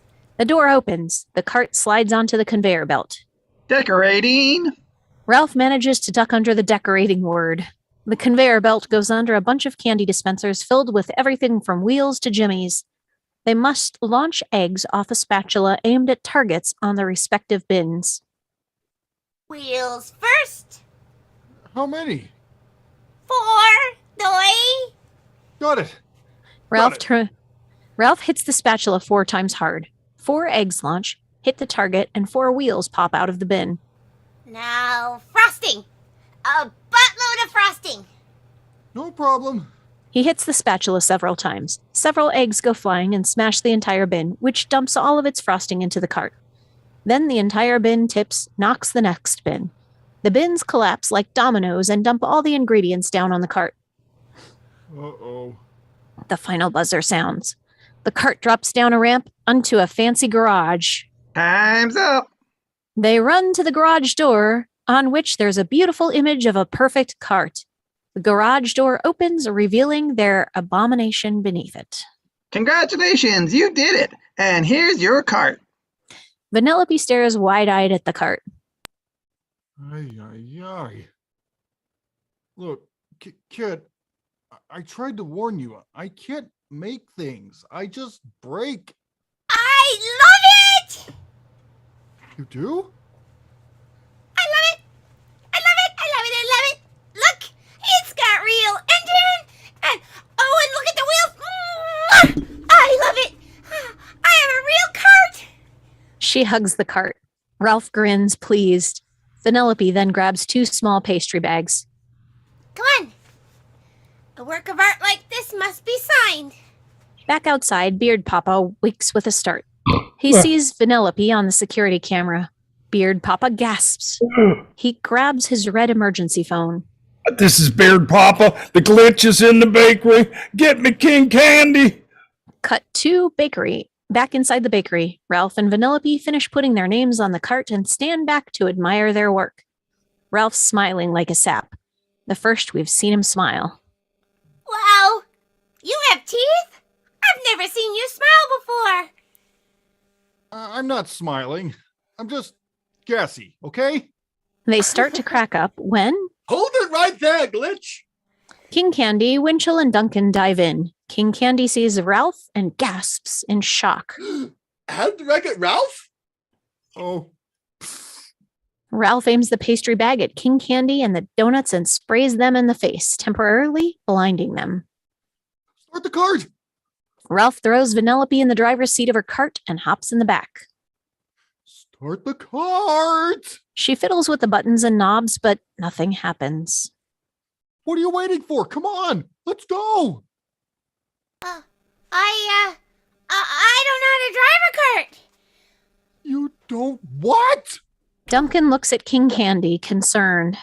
Are you hurt, sire? No, he just glazed me. Get them! Ralph pushes off the floor with his hands. The cart takes off. Gangway! Exterior bakery continuous. Ralph and Vanellope burst right through the wall. Ralph hand pedals the ground faster. They catch a downhill and pick up speed. King Candy and the donuts are hot on their trail. Stop! In the name of the king, which is me! Ah! Get off the road! Ralph digs into the ground and makes a tight turn. The claw SWAT truck overshoots and goes tumbling. Head for Diet Cola Mountain! They take a fork in the road. Drive into the wall! What? Right there! Between the 2 sugar-free lollipops! Are you crazy? Just do it! Ralph aims the cart at the mountain head on, and just as we brace for impact, Ralph, Vanellope, and the cart hit the mountain wall, pixelate, and disappear. Interior Diet Cola Mountain continuous. Ralph and Vanellope come sweeping into the Dali-esque world of half-built game props. They crash. The cart ends up vertical against a rock, front wheels spinning. Exterior Diet Cola Mountain continuous. King Candy and the Donut Police screech to a halt. King Candy removes his goggles and looks around. Where'd they go? Find that glitch. Destroy that cart. She can't be allowed to race. Winchell and Duncan drive off. King Candy wipes his sweaty brow, upset. Interior Diet Cola Mountain. Ralph picks himself up and lays into Vanellope. Let me get this straight. You don't know how to drive? Oh, no.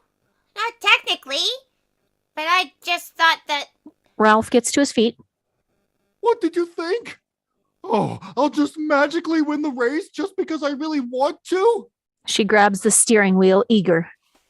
Look, wise guy. I know I'm a racer. I can feel it in my code. That's it. I'm never getting my medal back. Vanellope jumps up and tries to push her cart off the rock. It doesn't budge. Well, what's the big whoop about that crummy metal anyway? The big whoop? Well, this may come as a shock to you, but in my game, I'm the bad guy, and I live in the garbage. Cool. No, not cool. Unhygienic, and lonely, and boring. And that crummy metal was going to change all that. I go home with that baby around my neck, and I'll get a penthouse, pies, ice sculptures, fireworks. It's grown-up stuff. You wouldn't understand. No. I get it. That's exactly what racing would do for me. She goes back to trying to push the cart off the rock. Well, guess what? Well... Newsflash. Newsflash. Neither one of us is getting what we want. Ralph stomps his foot. Boom. Something explodes nearby. What was that? Ralph follows the sound. He comes to a room with a bubbling pool. He reads the signs. Diet Cola Hot Springs? Watch out for falling Mentos? Yeah, check it out. Look! Vanellope throws a rock at the stalactite, hits it. A piece of Mentos falls into the pool. Boom! A giant broiling geyser shoots up in the air. Oh, you gotta watch out for the splash. That stuff's boiling hot. Yeah, I got it. Thank you. Well, what is this dump? I think it's some sort of unfinished bonus level. Yeah, pretty cool, eh? I found the secret opening and now I live here. See? Look. Look, look, look. She runs over to a crudely fashioned lean-to above a bed of candy wrappers. Welcome to my home. I sleep in these candy wrappers. I bundle myself up like a little homeless lady. Suddenly it occurs to Ralph. Their plights are the same. By yourself?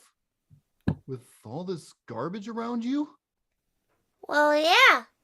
I mean, everyone here says I'm just a mistake, and that's what wasn't even supposed to exist, so what do you expect? Listen, kid. I know it's none of my business, but why do you even stick around this game? You really don't know anything, do you? Glitches can't leave their games. It's one of the joys of belonging, being me. Ralph looks around at her sad life. He gets a thought. He raises his giant fist and starts pounding the twisted, nonsense architecture. Hey! What are you doing? Come on! I know it's a dump, but that's all I got! If you're gonna be a racer, you have to learn how to drive. And you can't do that without a track. Reveal. He's made a beginner's track around the hot springs. Oh, whoa! Ralph picks up the cart and puts it on the track. All right, now let's hustle up. We got some driving to do. Vanellope runs in a circle around Ralph in the cart, cheering. I'm gonna learn to drive. I'm gonna learn to drive. Wait. What? Do you know how to drive?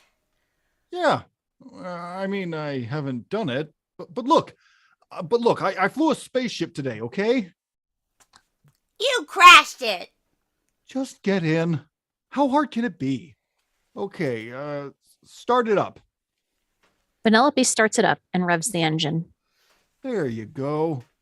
Okay, now... Whoa, there's so much stuff in here. Don't start touching anything yet. Vanellope touches everything. She turns on the lights. What's this? Them's the lights. And what's this? She hits the horn, holds. That's the horn. Yeah, that's still the horn. I like the horn. Listen, we got work to do. Okay. She stops, focuses on him, points to the pedals. So there's some buttons on the floor. Pedals. Pedals, right. Now, that's the go pedal. That, I believe, is the stopper. And this... Wait, what is this? It doesn't do anything. He picks up the cart, looks closely at the pedals, and starts playing with them.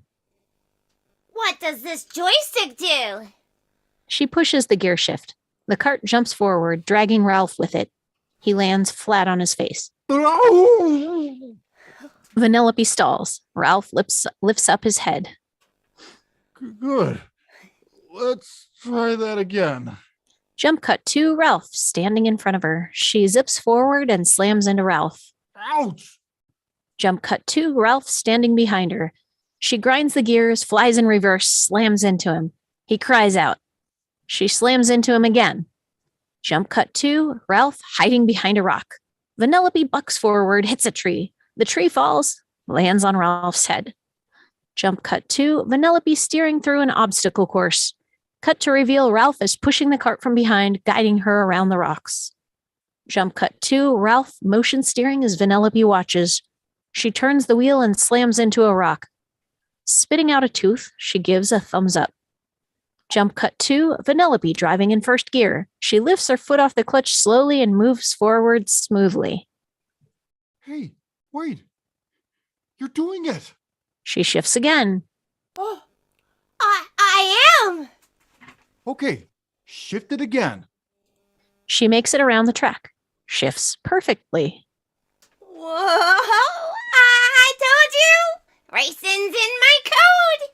She drives faster and faster. Whoa. Eyes on the wheel. Hey, Ralphie. What's this?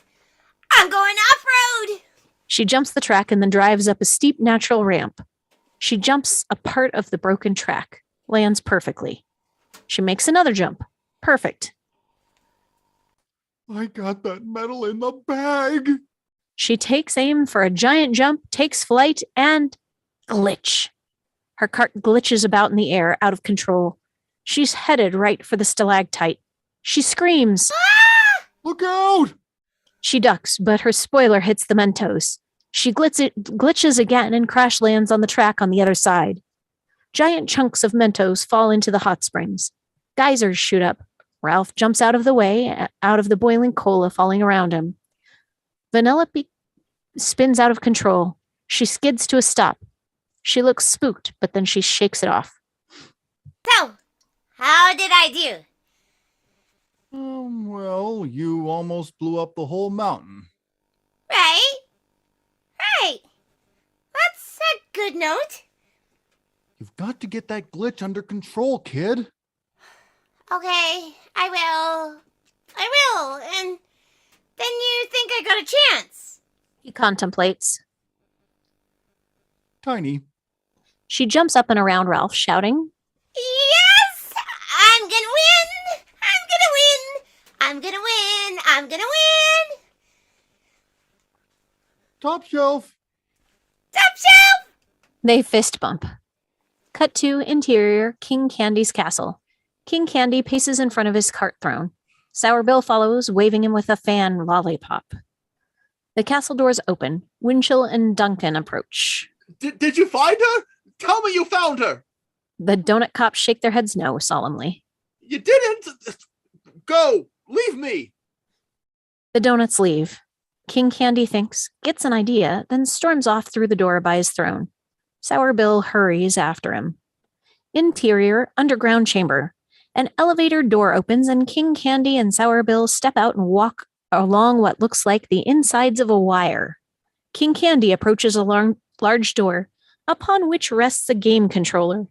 He types in a cheat code. The door swings open. Might be a start select. King Candy steps through it. Interior, the game's code. For the code savvy, it's clearly a node graph. To the rest of us, it looks like an electric spiderweb of glowing threads connecting endless number of vault-like boxes. Oh, the code, the sweet lifeblood of the game. The boxes are labeled with icons and text saying everything from Gobstopper Valley and Chocolate River to Taffeta Mutton Fudge and Sour Bill.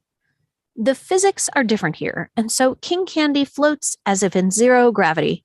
He drifts amongst the web cautiously. Where are you? Oh, let's see. Stadium, Jumbotron. Ah, there it is. The Winner's Cup. He double-clicks the box labeled Winner's Cup. The box opens. Inside floats a bunch of smaller boxes labeled Coin, interconnected with threads. Amongst the boxes, one stands out. Its label says Metal. One of these things is not like the others. You! All right, we're going to give you a nice new home. King Candy slides the metal box out of the winner's box and along a network of threads. He arrives in front of a very special box, connected with the most number of threads. It's labeled King Candy. He double-clicks it, it opens, and he slides the metal box inside. A string of ones and zeros gathers around his neck and then solidifies into the Medal of Heroes. Success! He floats back towards the door. On his way, he passes by a box that is off alone with no threads attached. It glitches.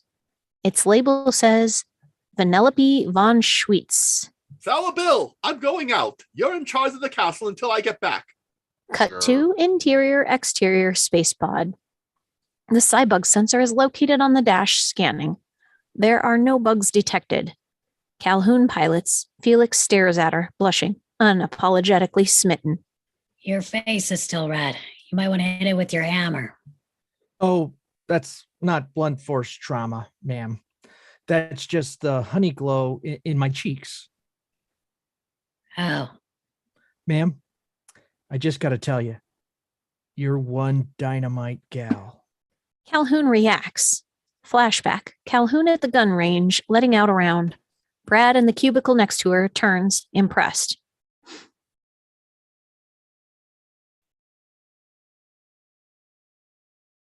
Brad says, Sorry. One dynamite gal. Flashback. Calhoun and Brad sharing a sundae. Dynamite gal. Flashback. Calhoun and Brad having a flowery picnic.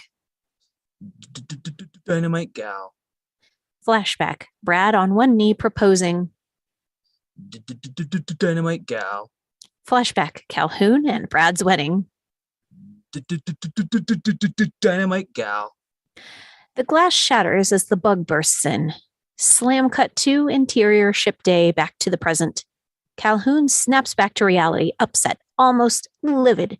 She banks the ship hard to the right. Felix goes tumbling. She lands the ship in the woods by the castle. Get out. All I said is you're a dynamite gal. I said get out. He climbs out, turns to say something else, but the glass comes down immediately, and the ship lifts off. Jaminy. He lumbers off toward the castle. Cut to exterior King Candy's castle door a short time later. Felix knocks on the castle door. Sour Bill opens the door. Yes. I'm Fix-It Felix Jr., sir, from the game Fix-It Felix Jr. Have you seen my friend Ralph? Wreck-It Ralph? Yes, that's him. Should have locked him up when we had the chance. Locked him up? Sour Bill grabs a handle and pulls. A trapdoor opens up and Felix falls in. Not making the same mistake with you. Oh, my land! Cut to exterior Diet Soda Mountain. Vanellope comes running out of the secret door. Ralph pushes the cart out behind her. Come on, Ralph. This is it. This is really happening. I almost don't believe it. I mean, I've dreamt about it for so long, and now I'm going to puke, actually. I mean, it might be, like a burp. A what? Oh, vomit and a burp together. You can taste it, and it's just like rising up. Oh, this is so exciting. Yes, it is. I It's mean, exciting. am I a real racer, Ralph? What if the gamers don't like me?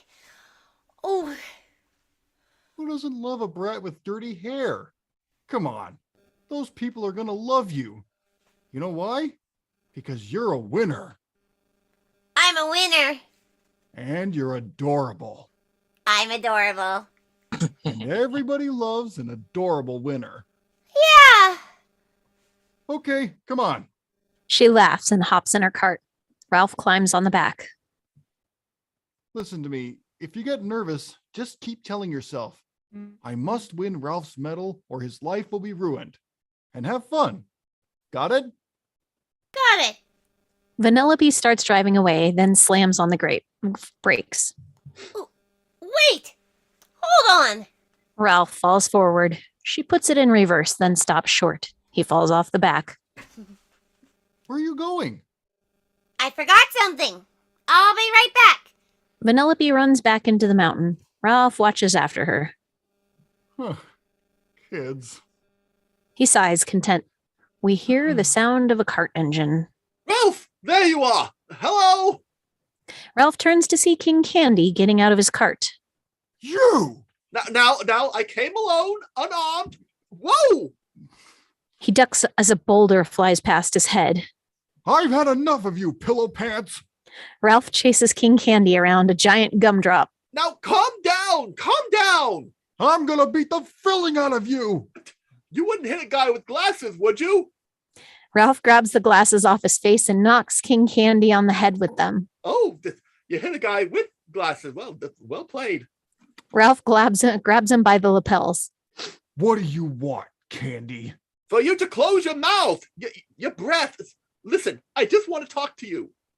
I'm not interested in anything you have to say. How about this? Are you interested in this?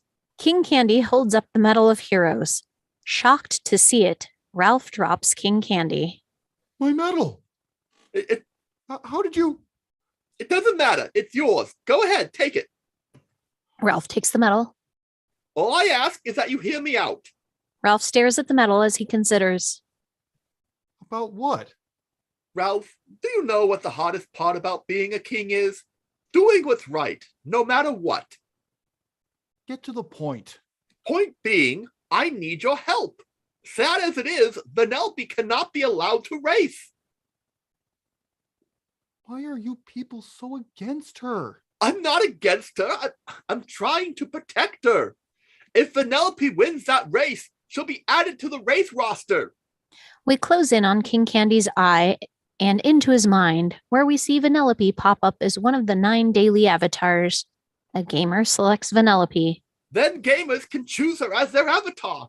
And when they see her glitching and twitching and just being herself, Flash forward, Vanellope glitching all over the track. They'll think our game is broken. We'll be put out of order for good. Flash forward, the out of order gets slapped onto the Sugar Rush console.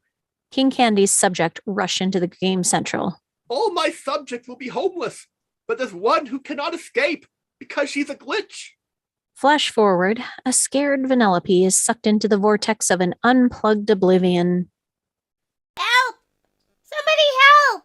And when the game's plug is pulled, she'll die with it. We pull out of the flash forward through Ralph's eyes. He's horrified by the thought. You don't know that'll happen. The gamers could love her. And if they don't? Ralph sits down, eyes still on his medal. I know it's tough, but heroes have to make the tough choices, don't they? She can't race, Ralph, but she won't listen to me. So, can I count on you to talk a little sense into her? Ralph contemplates, then gives a small, pained nod. Very good. Now, I'll give you two some time alone. King Candy disappears around the bend. Ralph stares at the medal. He hears Vanellope returning. He stands, braces himself, and puts the medal in his pocket. I'm back. Did you miss me? Yeah. Hey, can we talk for a second? Wait. First, kneel down. What? No, we really... Well, yeah, just do it. Okay. He kneels down. Now close your eyes. Vanellope... Shh. Close them. He shuts them. She ties something around his neck. Okay, open them up. He looks down and sees a small handmade candy heart on a string, on which is hand-painted the words, "To Stink Brain." To Stink Brain. Gee. Thanks. Turn it over. He does. On the back is painted the words, "You're my hero." I made it for you, just in case we don't win. Not that I think there's even a remote chance we're not gonna win. Thanks, kid. Listen. Now rise, my royal chump. I've got a date with destiny. Ralph, come on. Move your molasses. I've been thinking. Oh, that's dangerous. Who cares about this stupid race anyway? That's not very funny, Ralph. No, I'm serious. It was really fun to build the cart and everything, but maybe you shouldn't do it. That gets her attention. Hello? Is Ralph in there? I'd like to speak to him, please. Look, what I'm saying is, you can't be a racer. Her eyes go down to his chest, and she sees something. What? Why would you? She pulls the Medal of Heroes out of Ralph's pocket. Wait a minute. Where did you get this? All right, look, I'm gonna be straight with you. I've been talking to King Candy, and King Candy? You sold me out? you don't understand. No. I understand plenty. Traitor. She throws the medal at him. It hits him in the face and falls to the ground. She jumps back in the cart. You're a rat. And I don't need you. I can win that race on my own. But I'm trying to save your skin, kid.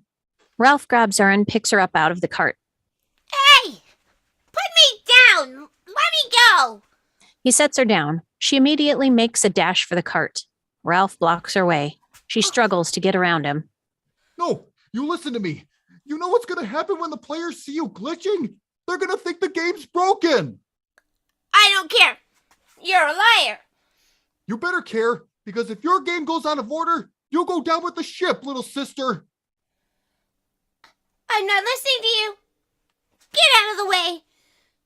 She gets under his leg and gets back in the cart. I'm going to that race. He pulls her out again and holds her by the scruff. She thrashes and kicks at him. No, you're not. He hangs her by her hood on the edge of a pointy gumdrop. Take me down from here, Ralph. Right now. No. I'm doing this for your own good. He goes over to the cart and raises his fists. She struggles to get free, but can't. Wait. No. No.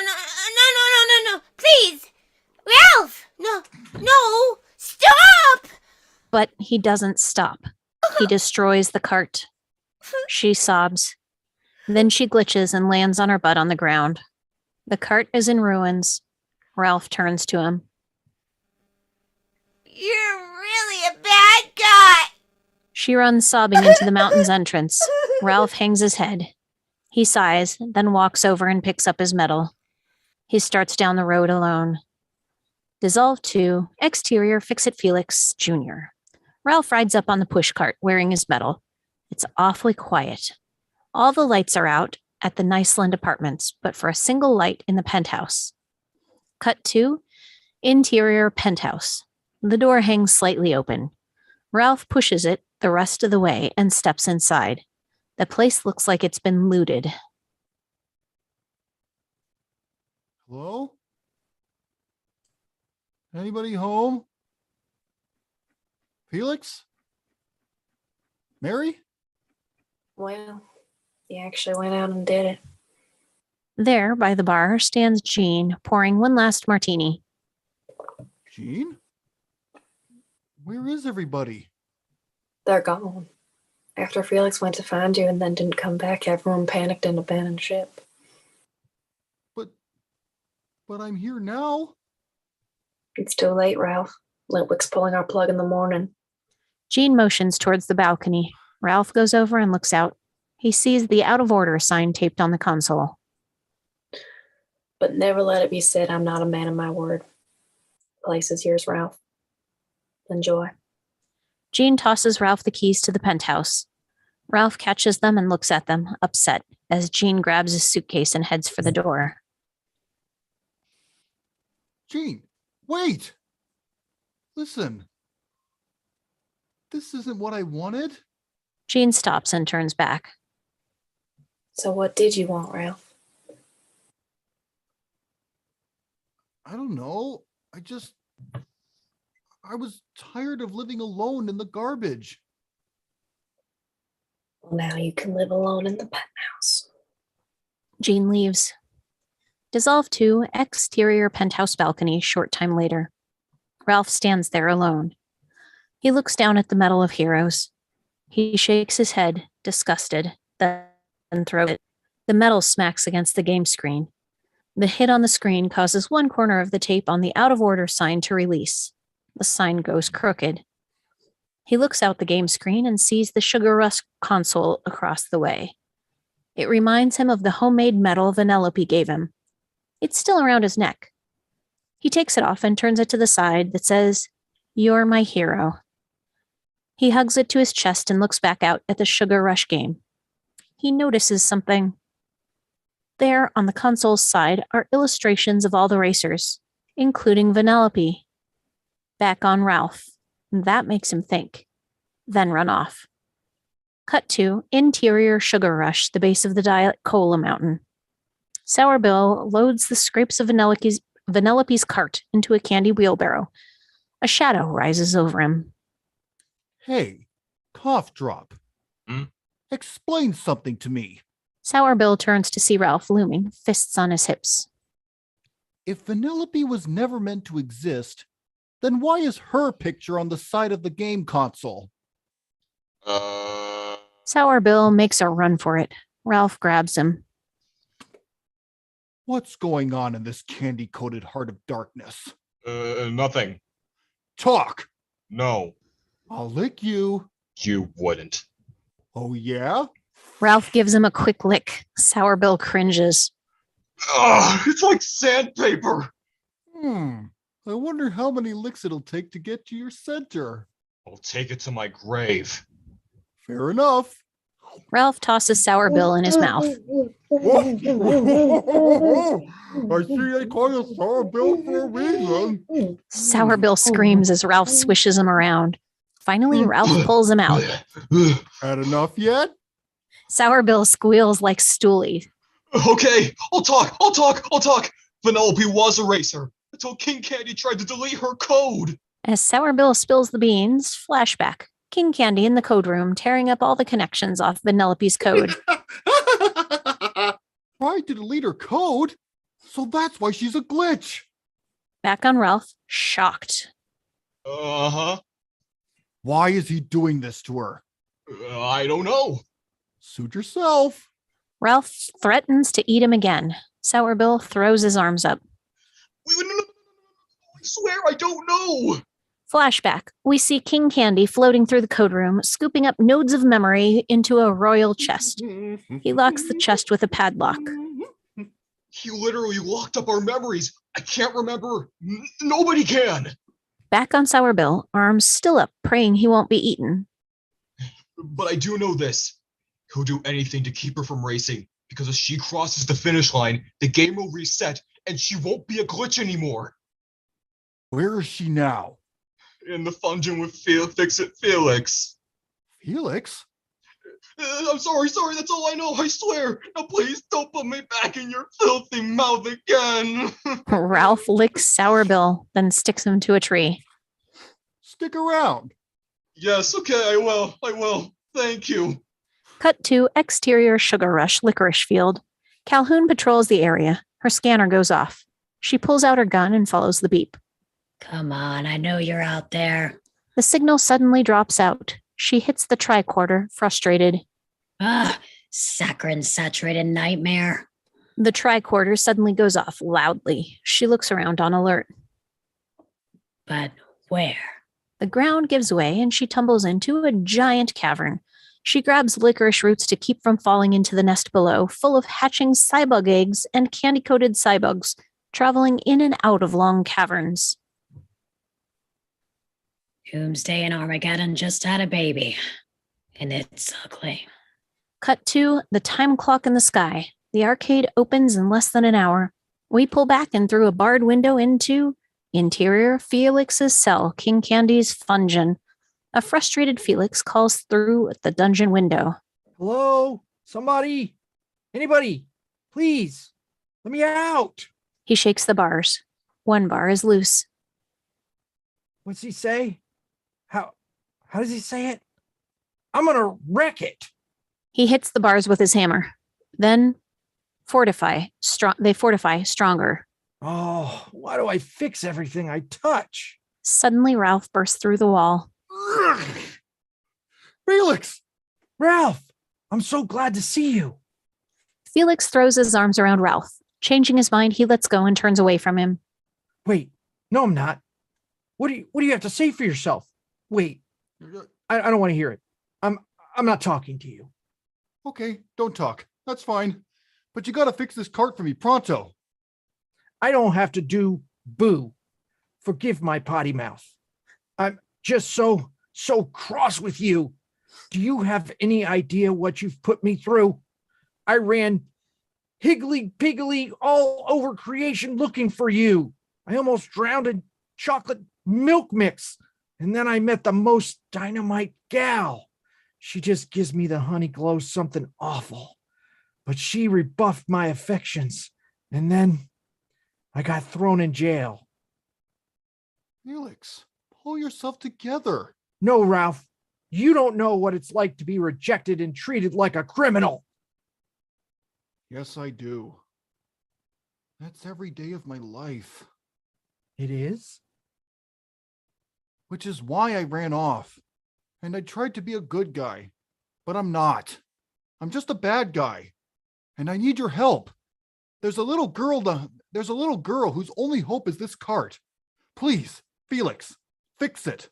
And I promise I will never try to be good again. Felix can't help but be moved. Interior Vanellope's cell. Vanellope sits in a fungeon fortress. The door looks unbreakable. Silly pictures and games line the wall. Vanellope sits in the middle of the room with a glitch-proof collar and chains around her wrist. Bam! Ralph bursts through the door and pushes in her fixed cart. I know. I'm an idiot. And a real numbskull. And? A selfish diaper baby. And?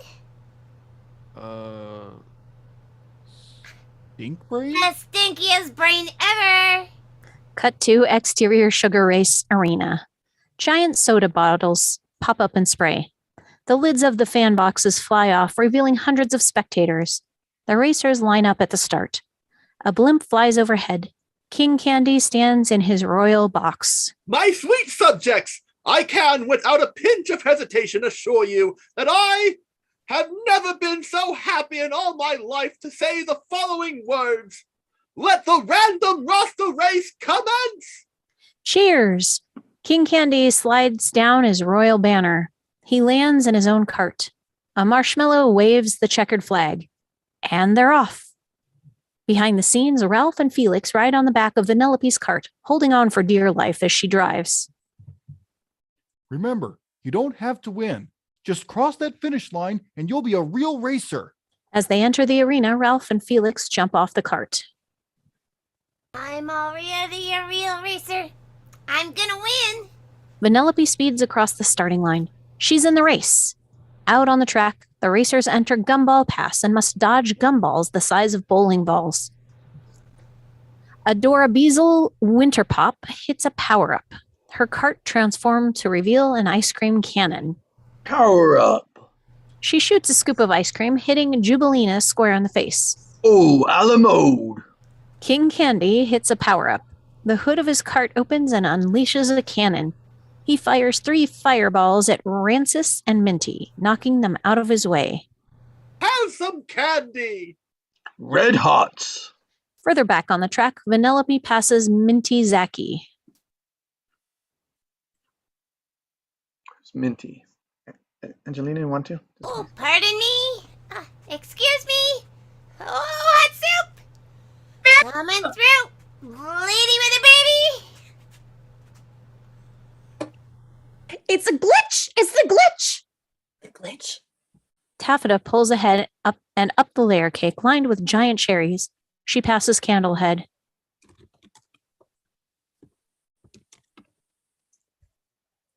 Light him up, Candlehead. Candlehead leans over and lights the cherry stems with the flame on her helmet. They turn into cherry bombs that blast as Vanellope glitches and passes them. What's this? Cherry bombs! Taffeta hits a power-up. Sprinkle spikes shoot out the back of her cart and hit Vanellope. Stay sweet, Glitch. Vanellope glitches all over the place, out of control. Oh, taffy whacked! In the arena, Ralph and Felix watch, aghast. Oh no, she's glitching. Come on, kid. Get it under control. Back on the track, Taffeta, Candlehead, and Rancis shoot into a giant straw. Vanellope glitches up the rear.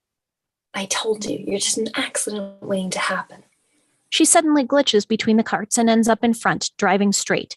Shocked, the racers lose control and spin out just as the tunnel spits them out over the sea. Vanellope lands hard on the ramp on the far shore, stunned and confused. The rest of the racers miss and crash into giant cupcakes. I'm a burnout! Oh, keep it under control, Vanellope. No more glitching. In the arena, Ralph and Felix cheer. Okay, kid. Let's finish this thing without any more surprises. Ralph is punched in the face. Hope you're happy, junk pile. This game's going down and it's all your fault. My lady, you came back. Can it fix it? That Cybug you brought with you multiplied. Oh, no, it died in the taffy swamp. The earth shakes, cracks. Cybugs burst out of the ground. Bull roar. Ralph gasps in shock. Back on the track, Vanellope catches King Candy and passes him. She takes the lead. Back in the arena, Calhoun holds off Bugs and ushers the crowd out of the stands. Listen up. Head to Game Central Station. Now. Move it. Let's go. Go, go, go. The spectators scream and hot-footed out of the stands. Ralph sees Cybugs swarming the finish line, attracted to the neon glow finish. What? No! He runs over and starts punching them. Get away! Shoot! Go on! Go back to your old game! Entrance to the Nougat Mines. Vanellope enters the mines. King Candy takes a shortcut. Inside the Nougat Mines, King Candy sweeps in and rear ends her so hard that she spins out. He hits her again, and her front end goes up on his hood. She tries to shift off and get off his hood. Get off this track! King Candy stands up, breaks the antenna off his cart, and whacks at her. She screams. I forbid you to cross that finish line! Back at the finish line, Felix and Ralph continue fighting off bugs. Felix points to the Jumbotron. Ralph, look! Kid! Back in the mines, she and King Candy wrestle with the antenna. She glitches nervously, causing King Candy to glitch too. No! No! I'm not letting you undo all of my hard work! Vanellope grabs King Candy's antenna and wrestles with him. Back in the arena, Felix and Ralph see it on the Jumbotron. Is that? No, it can't be. On the Jumbotron, the more King Candy glitches, the more we lose sight of him and get flashes of a creepy, familiar face. Turbo! Back in the mines, Vanellope screams in shock. What? Who are you? I'm Turbo! I'm the greatest racer in this arcade! And I didn't escape Road Blasters, learn code, and reprogram this game to let you and your obese warthog of a friend take it away from me!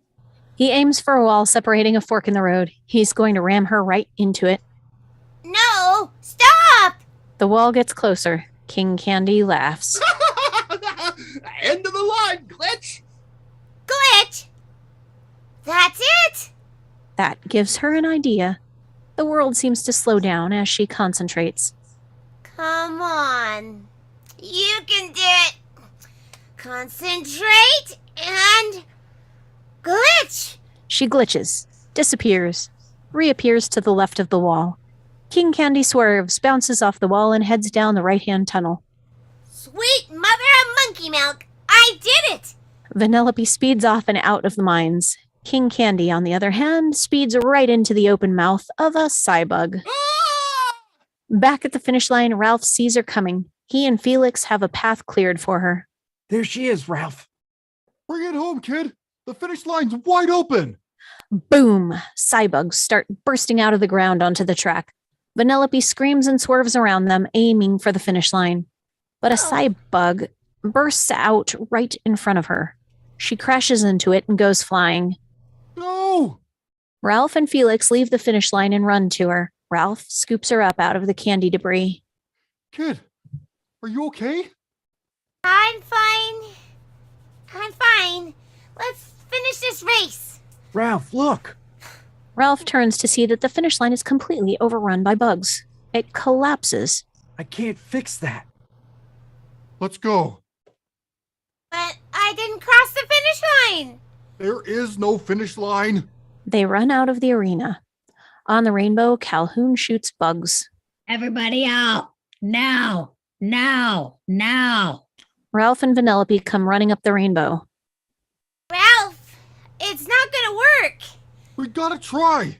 Ralph runs through the exit with Vanellope on his shoulders, but she's ripped back into the game. No! Ralph, I told you. I can't leave the game. He tries to push her through, but she can't leave. Come on, get through. It's gonna work. It's gonna work. It's no use. Felix joins Calhoun as the last of the citizens leave. That's everyone. Now we gotta blow up this exit. Just go without me. No, I'm not leaving you here alone. Ralph and Vanellope look out at the destruction around them. But what about this game? There's nothing we can do. Without a beacon, there's no way to stop these monsters. Ralph looks up at Diet Cola Mountain. Beacon? Stay with Felix. He jumps onto Calhoun's cruiser, wobbles and steadies himself. Let me borrow that, lady. Ralph, where are you going? What I do best. I'm gonna wreck it. Calhoun steps ahead of Felix and Vanellope and shoots at the advancing bugs. Fix it. Get behind me. Ralph flies off through the air, most ungracefully. Bugs attack. He punches them out of his way, sways, almost falls. Ralph reaches the top of Diet Cola Mountain and jumps off the hoverboard. The crater's center is like petrified Mentos, think Giant's Causeway. Ralph punches it with all of his might. Rumble. Inside Vanellope's lair. Small pieces break off the giant stalactite and land in the hot cola beneath. Bright, glowing geysers shoot up all around. Back on the crater, Ralph gives it all he's got. The crater cracks all around. He prepares for a final blow. One more. Slam! Ralph is knocked aside by what we assume is a Cybug. He slams hard into the rim of the mountain. He shakes it off as we hear a familiar, sinister laugh. Ralph looks up to see he is face to face with a giant, monstrous King Candy Turbo Cybug mashup. Oh no. Hello, old friend. Just like what you see? Be honest, because of you, I'm now the most powerful virus in the arcade. I can take over any game I want. I should thank you, but it'd be more fun to kill you. Turbo lunges at him. Have some candy. Ralph gets past him. Turbo grabs him, throws him back again. Ralph gets to his feet and dives for the crater. Get back here, little guy. Turbo catches him by his feet and flies him up the way into the air. Up we go. No. Back at the Rainbow, Calhoun struggles to fight off the Cybugs as they swarm the exit. Felix pushes Vanellope behind him protectively. Ralph! Calhoun runs out of ammunition. She resorts to swatting away the bugs with the butt of her gun, but they close in. Fall back. She and Felix fall back through the exit. Vanellope stands before the bugs, alone. Back in the air, Ralph sees the bugs closing in on Vanellope. Vanellope! Would you look at that? Your little friend is doomed, and now let's watch her die together, shall we? No! Turbo flips Ralph around and catches him by the collar. Guess it's game over for both of you. Ralph looks down at Vanellope, then looks to his goal, the volcano now so very far below him. No. Just for me. Ralph breaks free from Turbo's grasp. Back on the Rainbow, Vanellope sees Ralph falling from such a great height. Ralph! A bug closes in on her. She glitches and lands on top of the Cybug. Glitches again and lands on top of another one, heading toward the mountain. Vanellope! Back in the air, Ralph recites the bad guy affirmation on his way down. I'm bad. And that's good. I will never be good. And that's not bad. Vanellope's medal slips out of his shirt. He grabs onto it and hugs it to his chest. There's no one I'd rather be than me. He slams his fist down onto the volcano's Mentos crater. It cracks all around. In Diet Cola Mountain, the stalactite falls toward the broiling hot Diet Cola. Ralph falls with it. This is it. Suddenly, Vanellope rides up on the side ramp in the cart. She makes a big jump and catches Ralph on the hood of her cart. Kid? Don't worry. I got it under control. She bounces off the stalactite and glitches through the other side of the mountain just as the mountain erupts. The Cybugs instinctively stop fighting. They turn and fly toward the geyser's bright light. Zap! Zap! Zap! Up in the air, Turbo looks around at the other bugs. You fools! Why are you going into the light? Turbo looks at the light and his eyes suddenly bulge like an entranced Cybug. He flies toward the light. No! I must go into the light.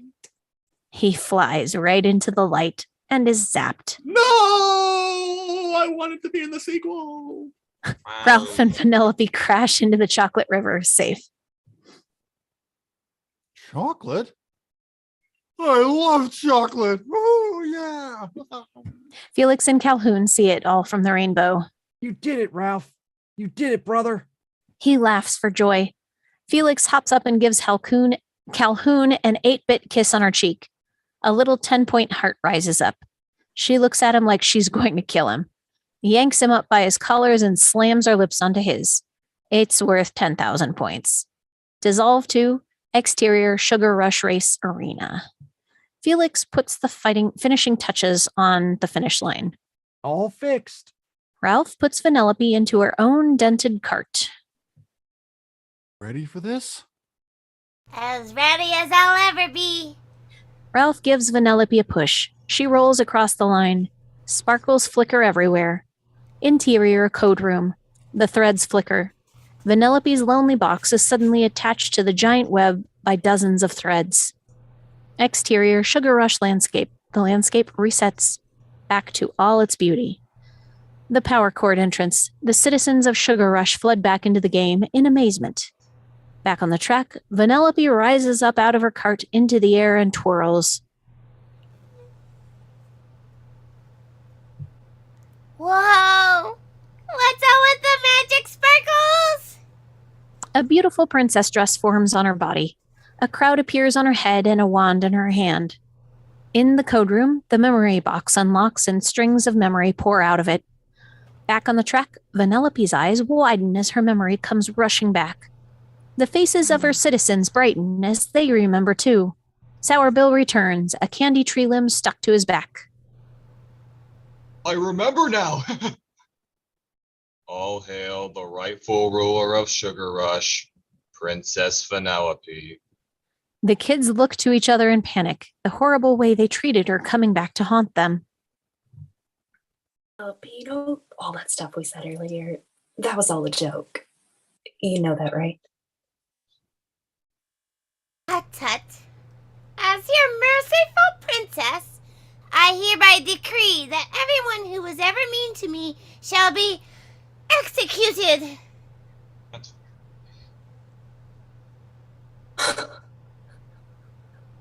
The racers cry and wail. Felix and Calhoun share a look. This is getting creepy. Oh, my land. This place just got interesting. I'm just kidding. Stop crying, Tafita. I'm trying. It won't stop.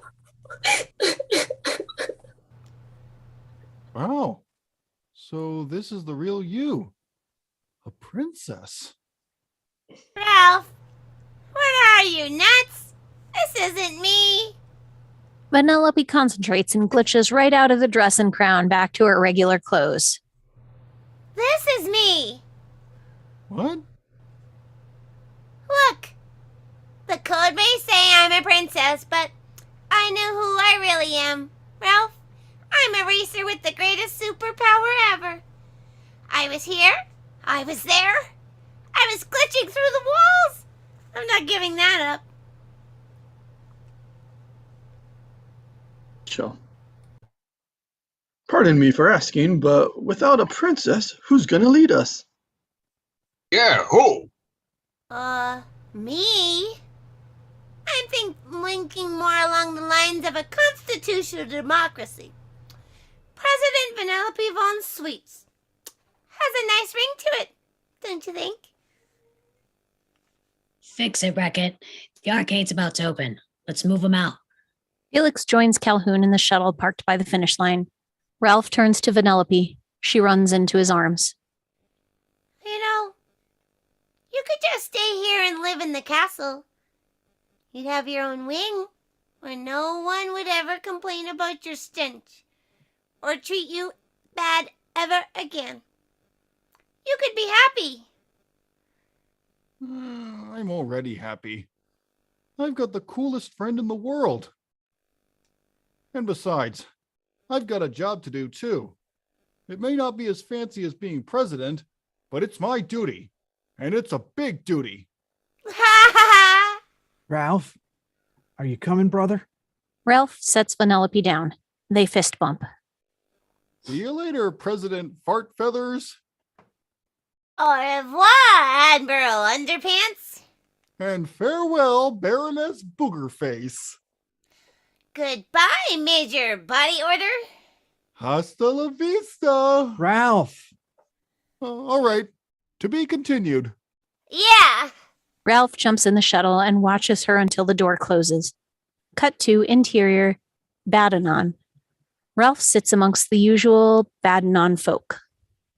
So yeah, I'm pleased to report, and you'll be pleased to know, I'm taking life one game at a time. Woo! Yeah. I always believed in him. And I gotta tell you, I feel like a new Ralph. The bad guys all clap. Interior Litwack's arcade.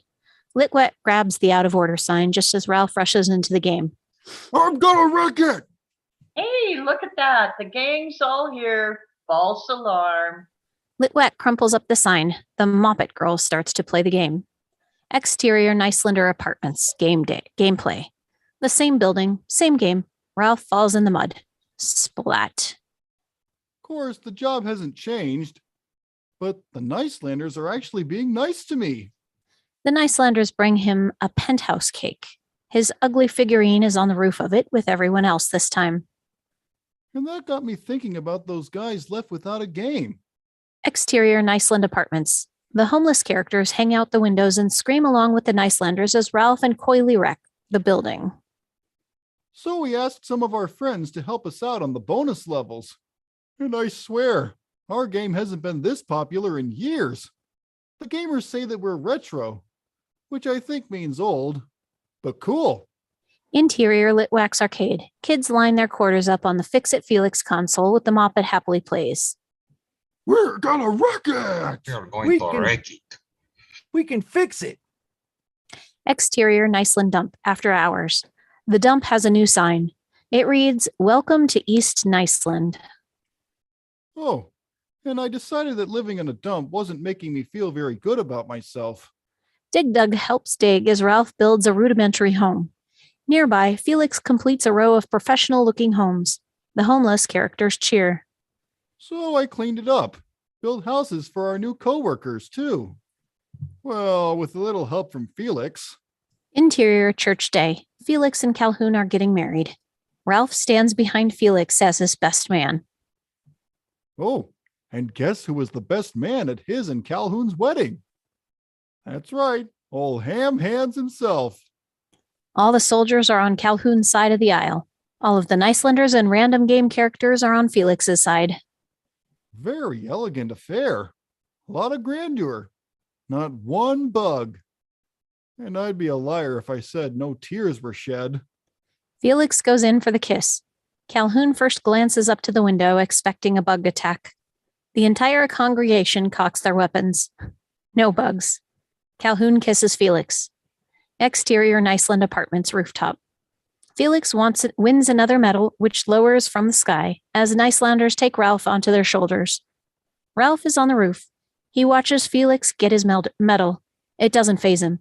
He smiles and looks pretty darn content. But by far the best part of my day is when I get thrown off the roof. Because when the Nicelanders lift me up, I get a perfect view of Sugar Rush. As they carry him to the edge of the roof, he looks out. Ralph's point of view through the arcade, a kid is playing as Vanellope as she speeds through the Sugar Rush racetrack. Vanellope is a natural. And the players, they all love her. Just like I knew they would.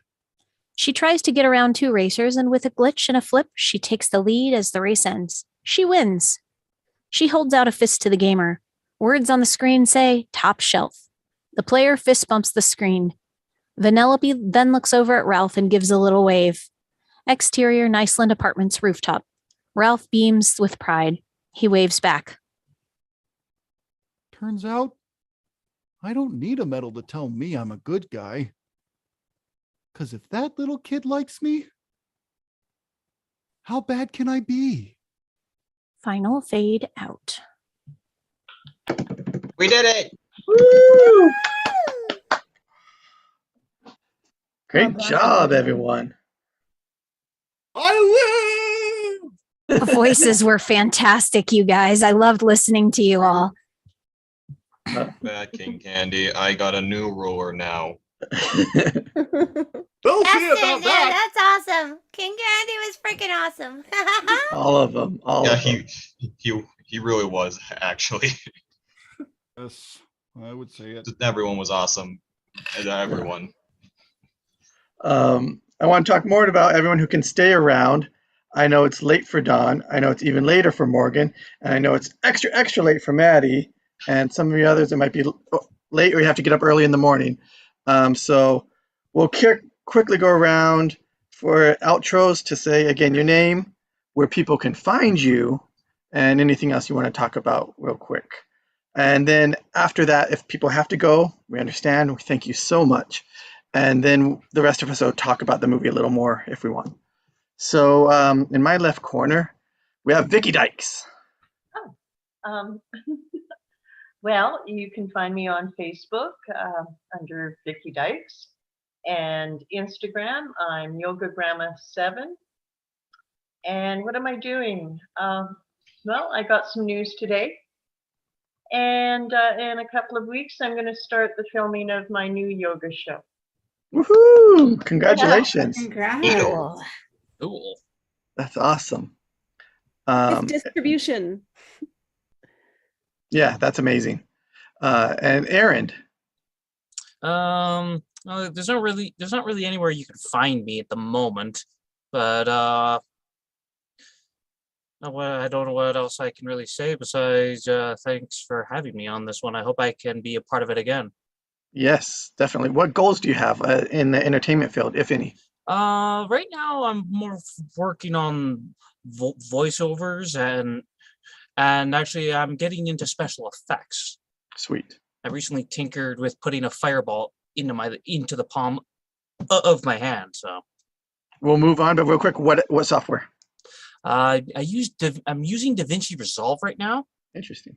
And Blender, which makes 3D models. All right, awesome. We look forward to your visual effects and voice acting. And next to him, I have Don. Oh, okay. Don Lampersoni. You can find me my name.com, donlampersoni.com. And I enjoy this a lot. It gives me a chance to do some acting, which I don't get to do a lot because I'm usually editing or shooting or producing something. So it's I have a little production company in Maryland. Cool. But I love acting, and so this has been a great outlet. It's very fun. So love it. Awesome. And Tony Flora. You can find me on Facebook and as Tony Flora. Yeah. So doing voiceover, lots of auditions, lots of free work so far, series that you can see on my Facebook page, and starting to do Merlin Public Media. I'm doing a podcast. A friend of mine started a radio station, and we will be featuring Table Read Tuesdays. I just saw the email right before we started. We're going to be having 2 episodes a week replay on Merlin Public Media. And then when we catch up, we're going to switch to 1 episode a week. But I'll be doing an interview of Jacob and Angelina, the founders of the Table Read Tuesdays. And look forward to having one more outlet for Table Read Tuesdays to get noticed. Awesome. Super awesome. Maybe I'm biased, but yeah, it's awesome. Of course. And next we have Tim. Yes. The full name is Tim D. Keatsman, not to be confused with my father, Dr. Tim. So you could find me on Facebook and Instagram. Instagram handle would be Toonie Tim Keatsman. I am also a cartoonist, and therefore I post cartoons here and there. That is actually one of the big projects I'm working on right now, trying to write a graphic novel. Finally had a breakthrough in a story, and it's in the process, and I put together a rough gist. So now I'm trying to write out a beat sheet. So, but in the meantime, I am honing a craft in voiceover. I have a commercial demo and a narration demo available on my website, and you can also find me on Twitter and LinkedIn. And I'm actively making content. I mean, cool. Inspired by the great Chris Woodworth. What's your website name and your Twitter handle or LinkedIn? The Twitter handle. I'd have to check that again. Check that real quick. The Twitter handle is Voicer Tim D. All right. Well, we look forward to seeing any of your graphic novel stuff when you can share it, and hearing more from you. Next, I have Jack. All right. So my social medias are Jack Loney on Facebook and loney.jack on Instagram. It might be hard to find the two. Anyways, I can send me the links, and we'll put them in the descriptions of the video, so it'll be easier for people to find them and find you. Gotcha. On Instagram, I post just random stuff, maybe art, and then for YouTube channels, I started one that's called Jack Loney VA. It doesn't have anything up yet, but I plan to get something up there. If you want to look at some of my home videos, some amateur video stuff, you can go to my YouTube channel called Jack Toon Link. It's very amateur videos, but hey, we got to start somewhere. Totally. And we'll also add that to the channels list below in the YouTube channel. So, all right. Awesome. And next, Angelina Peterson. Oh, me. Oh, boy. It's me. I'm Angelina.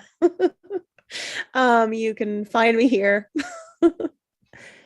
And on to the next. And she's doing Your Adored Life. I am, yes. Yeah, interviews with people to share with your family and share your legacy. And she's the mom of all of us here. And we're grateful for her. Oh, you Able to good read kid. Tuesday, Mama.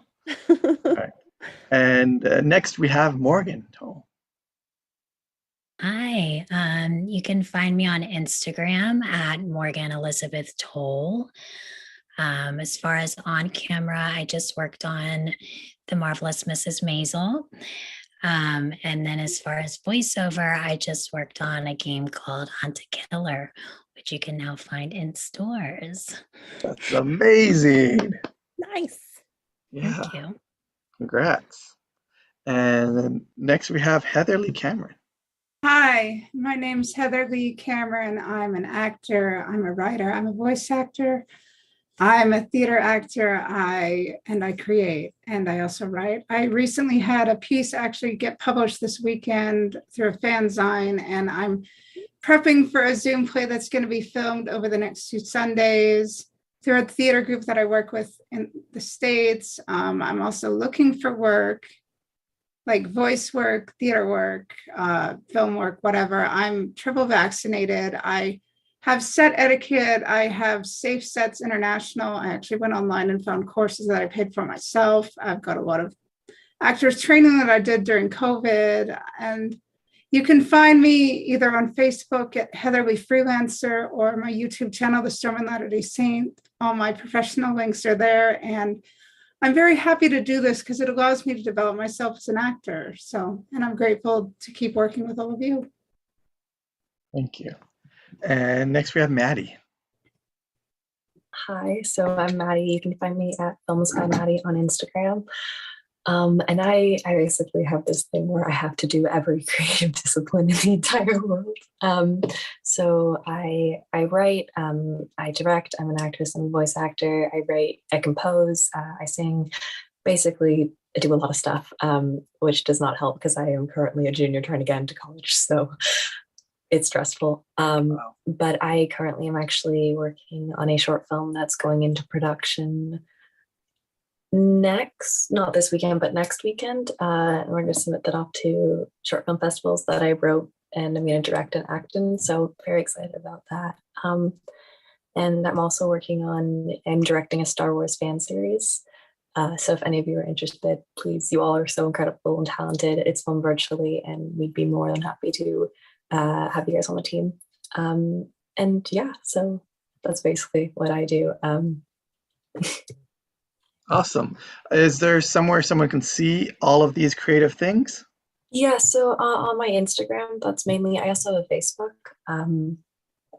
but it's more just like building my portfolio. I do have a website that I'm currently setting up, but that will take at least like another week or so. So I can definitely send that to anyone who's interested.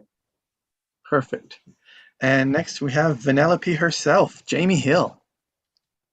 Hi everybody, I'm Jamie Hill, and I was lucky enough to play Vanellope just because I've always sounded like her and you guys gave me the opportunity, so this is wonderful. I want to say thank you. My Instagram is jamie.hill.vo, and you can find my Linktree link there. You just click that and there's a whole bunch of stuff on Linktree that you can find me at. And right now we're doing crowdfunding for some clips we're doing, and working on the voiceover. So thanks for having me here tonight. Awesome. And next we have Justin. Hi, I'm Justin Dobby. I can be found on Google or your favorite search engine. Just type in Justin Dobby, spelled below, and that first page is probably all me. Where can I be found?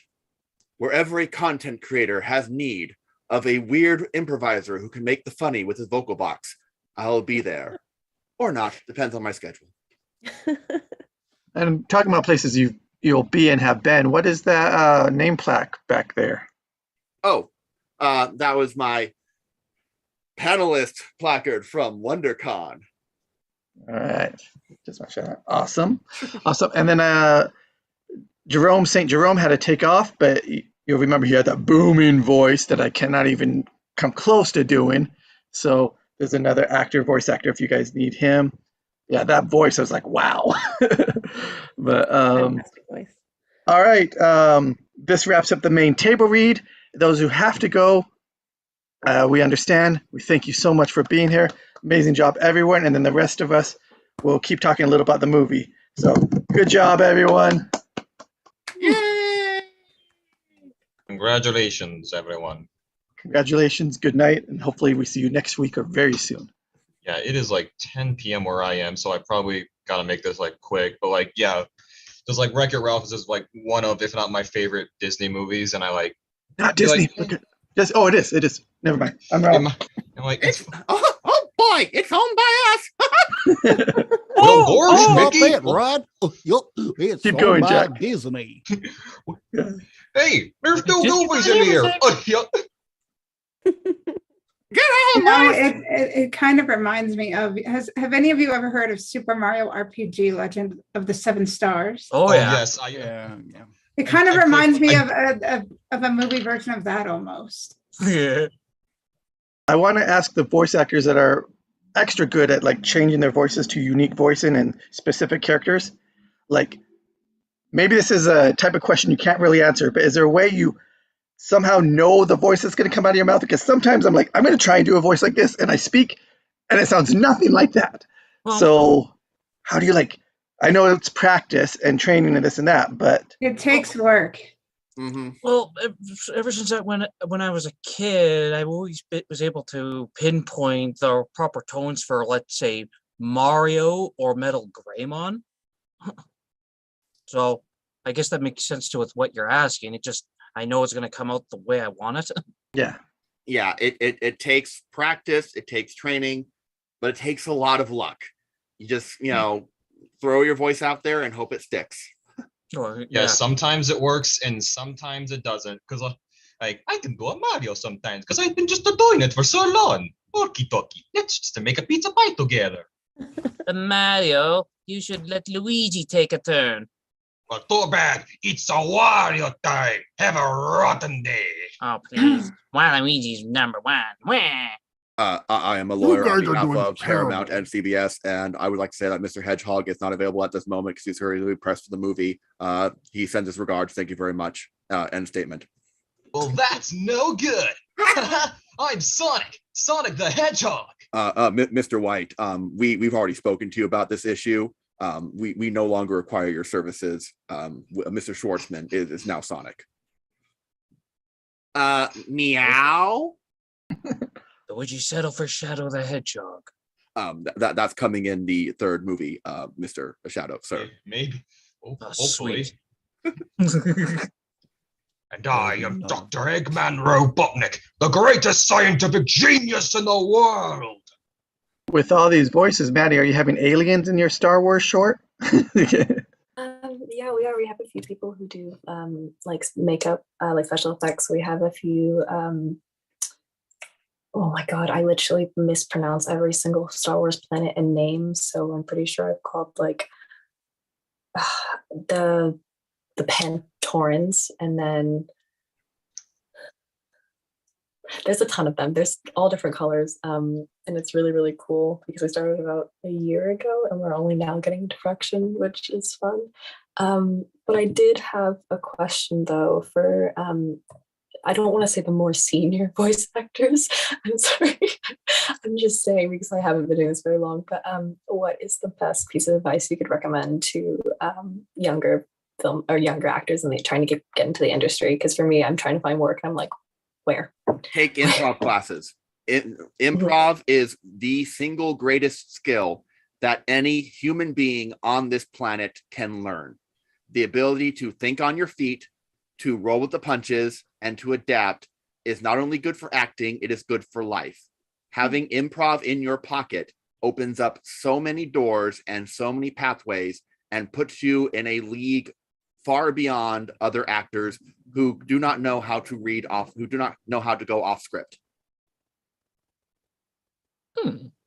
Awesome. Thank you, Justin. Any more from the others?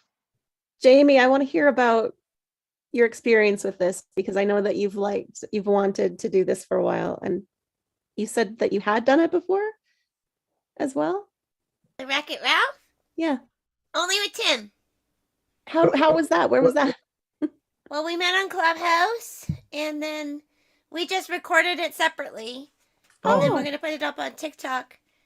Our buddy Chris is going to help us sort of figure out how to do that. Fun. But yeah, we've been, oh gosh, it's probably been a few months now. Tim and I started talking about it, but Clubhouse is the best networking ever for voiceover. Yes, I would agree. I mean, I've met so many people, learned plenty of things on that platform.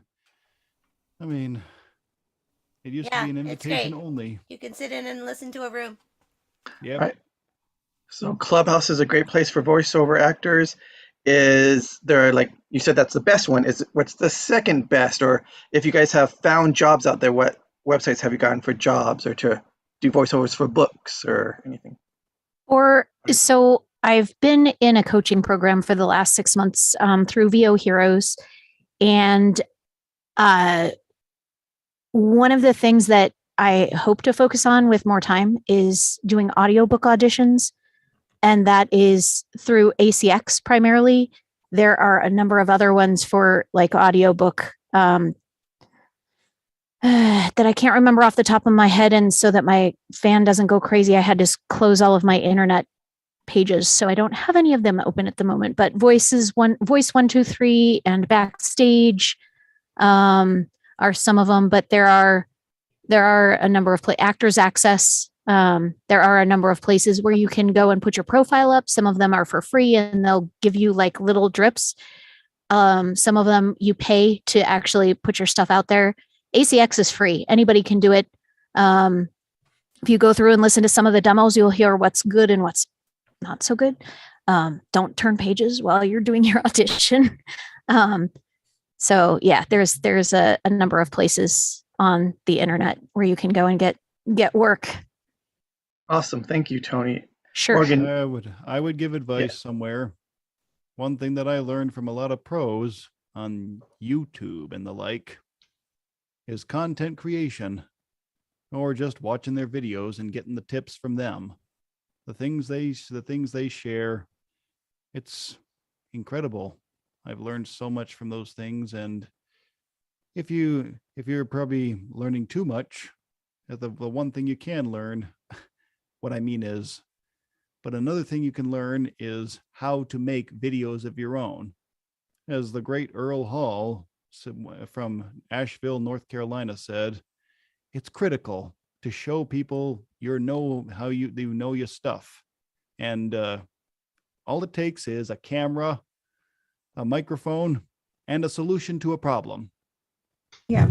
Totally. And on one note like that, when I'm sometimes looking for actors or voice actors, say even on Instagram where people share their profiles, I go on there and they're like, I'm an actor or I'm a voice actor. And you go through and they look like they're a model because there's no audio clips. There's no video clips. I'm like, I don't even know what your voice sounds like. They might do like a TikTok where they're miming to someone else's voice. But I'm like, I don't know what you sound like. I don't know. Yeah. So if you guys have that, I would recommend a Blue Yeti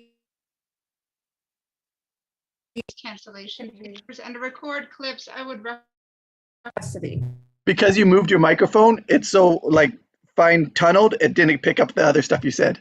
Oh, like, sorry. That's good. A Blue Yeti Nano mic and making clips on Audacity. Yep. Free Oh, software. I use that program. What? I use that program. Yeah, Audacity is simple enough to understand, and Blue Yeti Nano mics, if you wait for sales or good times like Black Friday or sale days, you could get it for a reasonable price. I got it fortunate. Like, I ended up ordering something else, and then the order was canceled, so I got a gift card, and I was fortunate enough. So I was like, okay, I'll just get a Blue Yeti Nano mic. Awesome, awesome. Morgan, do you have anything else to add? Or I know they said a lot, so it might not. I agree with so much of it, especially getting backstage and actors access. That's a great way to start, as well as definitely having some sort of reel. Even if you don't have any footage for on camera, getting monologues and scenes together as you would a self-tape. What else? I think one of the best things that I've gotten as far as advice was when I first went out to LA, somebody said you have to typecast yourself. And that was one of the best things for me as an artist, because I went in and I wanted to play all these parts. But they said, when you go into an audition room, they're going to remember you for a very specific thing.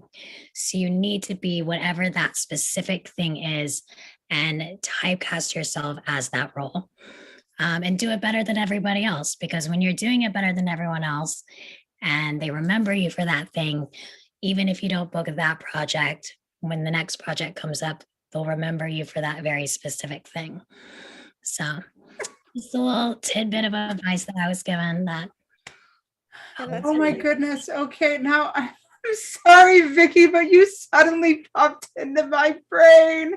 That's why you're always getting like the bad villain roles, because you're totally a villain. Sweetest person in the world. Sweetest person in the world, and she gets the villains, but because you can play them. Yeah. But just not in real life, you can't. Like the hard butt roles, like the warden and all that. Oh my gosh, as you were saying that, I was thinking, oh, Vicky. So yeah, you guys, when we typecast you, be happy. And I want to also put a plug in for, if that's okay, Jacob.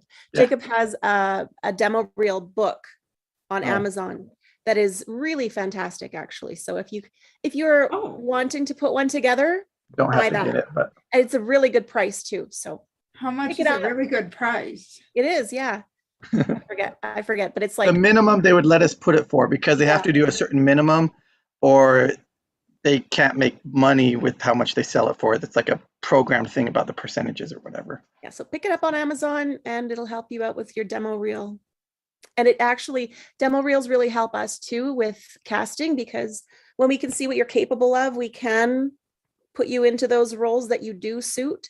And it makes such a big difference if we can put you in places that you fit, because it shows you off to the best of your ability. As you could really tell tonight with Jamie in particular, and so many people, but her voice suits this role so well. Her personality suits it. So if you can fit the right person in with the right role, you get to show yourselves off to the best. So I need to off because it is 5:30 here and I have to wake up in like it was nice meeting you, Maddie. Nice meeting you, Maddie. Nice to meet you. One question. Thanks for coming.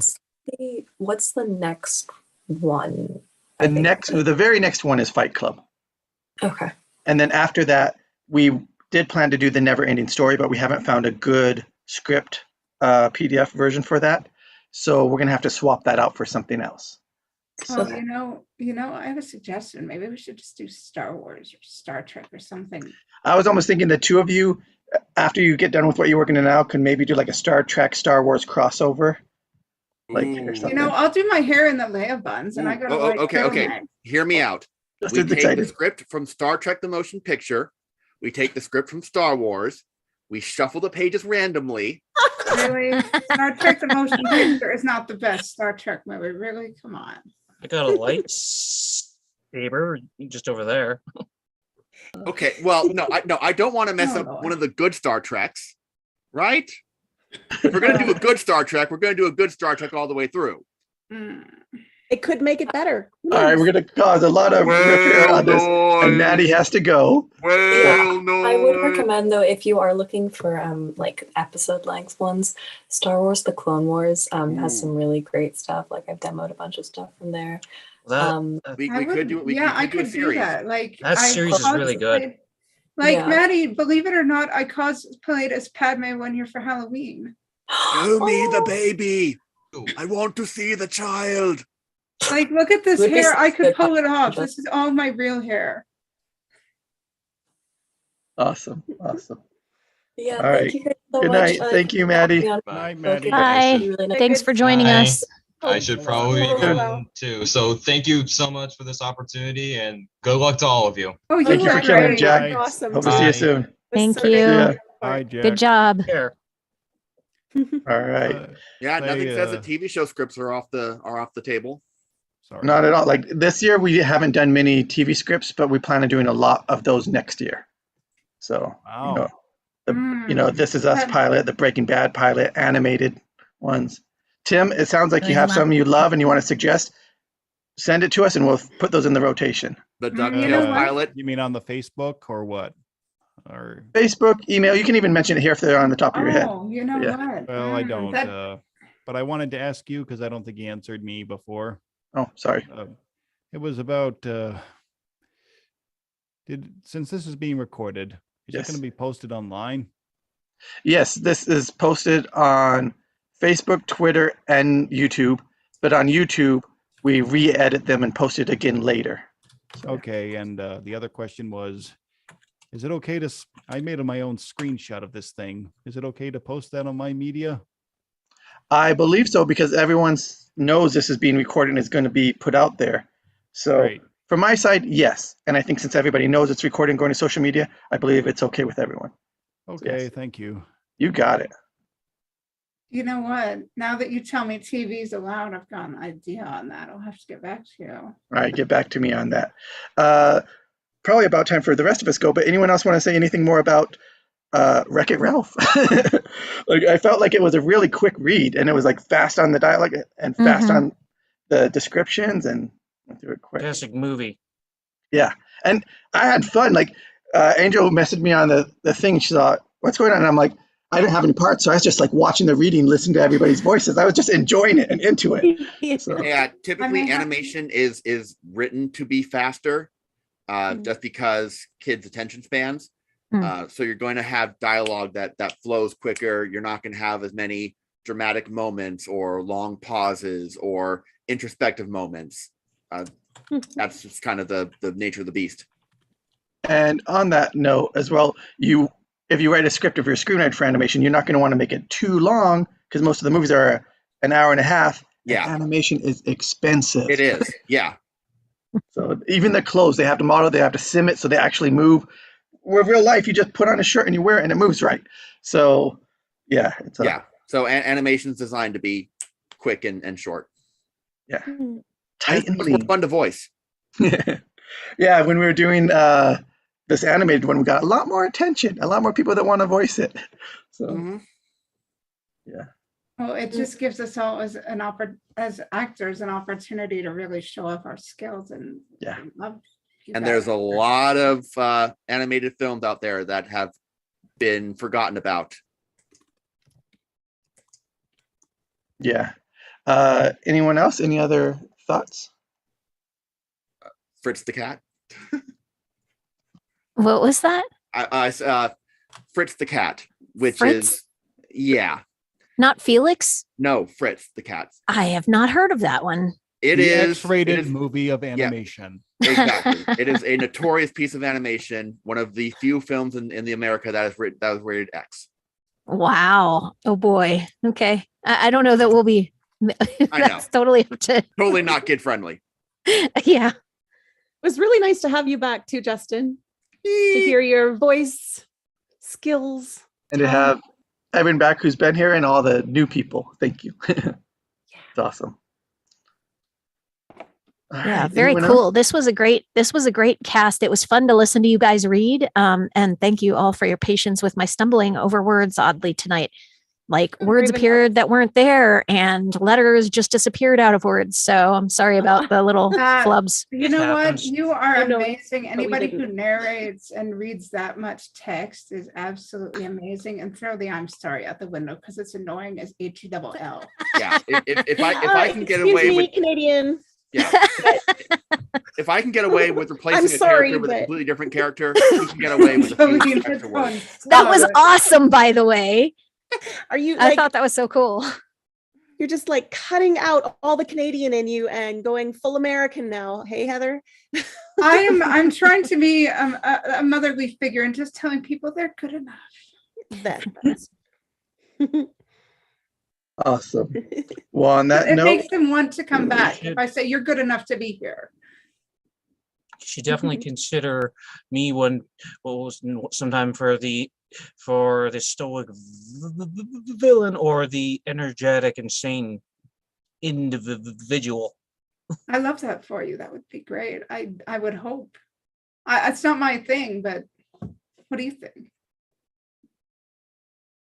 yeah, like Morgan was saying, typecast yourself. Find out, and not only just what you want as a typecast, but how other people are going to see you and think of you. I had an actress friend. She took class and stuff, and she went to Santa Monica Promenade with a friend. She wasn't allowed to talk or do anything on that, and just her friend like gave him paper like, who do you see this person as? Like, do you see them? Like, what would you initially imagine them as? Maybe the beautiful cheerleader, or is it the nurse, or is it the teacher, or the mom, or a kid? Like, what was it? Or police officer, whatever, so that they get that back and they're like, oh, this is how people view me. So it's more objective, because that's how the people hiring her, it's gonna be what they view you, not so much what we want. You know what I mean? That's actually a fascinating more parts that way too. Yeah. Fascinating idea, Aaron. Yes. And Morgan, you were saying? I was just saying that you book parts that way too, just by going in there and knowing that you're doing what you do best, better than anybody else. Knowing that is gonna definitely book you more parts for sure. Yeah, That's and how Michael Dorn. That's how Michael Dorn got to be Worf. He just came in and completely in character and won the part. What some people may view, and what you yourself may even view as your weakness, may be a strength in the right character. Yeah, So- totally. And there's so many people that want to be actors and they're not working actors. So it'd be better to be a working actor as a character actor, as typecast actor, than not to be working. And if you do that long enough, then people recognize you and recognize your face, and they might be willing to give you more of a chance to branch out and do different things. So. And characters are so fun to play. And memorable. Yes, Dr. Brown. Yes. A good way to really figure out what your type is think of like different actors that are similar to what you are, and then just create like a mood board of you, like all the emotions that you do really well, all the voices that you do really well, and all the different actors that fit your vibe. I found that that's helpful. That's actually so long time ago when I was in a play. I thought about Meryl Streep because I think she's amazing. And I thought of myself playing the role as Meryl Streep, and I got the audience crying. So yay. Yay, Good Meryl job. Streep, me. Woohoo. I can't even remember what it was now. All right. Well, this has been a great after discussion. Like, this is, I don't know, so useful for other people who want to do voice acting and get into it, and so insightful. So thank you all for coming and sharing your skills and sharing your knowledge and your experiences. I appreciate it. Does anyone else have anything they want to say before we wrap up? For the person who mentioned Worf, he is coming back. Spoilers! I'm just kidding. Oh, it's been announced. It's been officially announced. I don't watch or pay attention to the officially announced stuff. Just kidding. I got a site that I picked up on Facebook from a group I follow. It's called Casting Call, I believe. Mm-hmm. Oh, Casting Call Club, the voiceover thing? I believe so, yes. Yeah, it's a very good site. A lot Haven't of gotten stuff any. is not paid, but yeah. Well, some of it's paid. It depends on the project you look for, and there's other resources. I don't know anything. Networking, hopefully growing together, hopefully leads to Yeah. something else. Yeah. Definitely recommend Backstage and Actors Access. I found Yeah. a ton of paid work on there. You just have to kind of weed through some of the bad, but usually Actors Access is pretty good at only having professional things on there. So. No. And Vicky, once your show is up, is there a place that we'll be able to watch it online, or is it only on local television? I think it's only on local television. Okay. You'll be able to tell us more later. Yeah, I'll learn more. Okay. Well, congratulations on everybody's successes. It's great coming every week and hearing like all the amazing things that everybody's doing. It's so cool. Yeah. Yeah. Oh, I just put in for something too. So yay, fingers crossed. Hope Fingers crossed. Well, when the play is filmed, I promise I'll share it for everybody because it will be filmed over Zoom. So nice. It's a virtual play. Cool. All right. So we filmed another one last December, and I don't think y'all have seen that yet. So I'll hand it out. Yeah, send that we could even put that on a link up or something. Yeah. Well, the first part was voiceover because the video screwed up, but the second part, you get to see me dressed in black and being Lewis the Dolphin from King John. Fun. Very fun. All right, everyone, get some rest. Yes. You're awesome. Thank you all. Rest those vocal cords. This was awesome. It was super awesome, super fun. Thank you for giving this up and comer a chance. Yeah, thank you for great. You were great. Going for it, being here. Yeah. Thank you. Take care. All right, keep going, everyone. See you soon. Bye. Bye, everybody.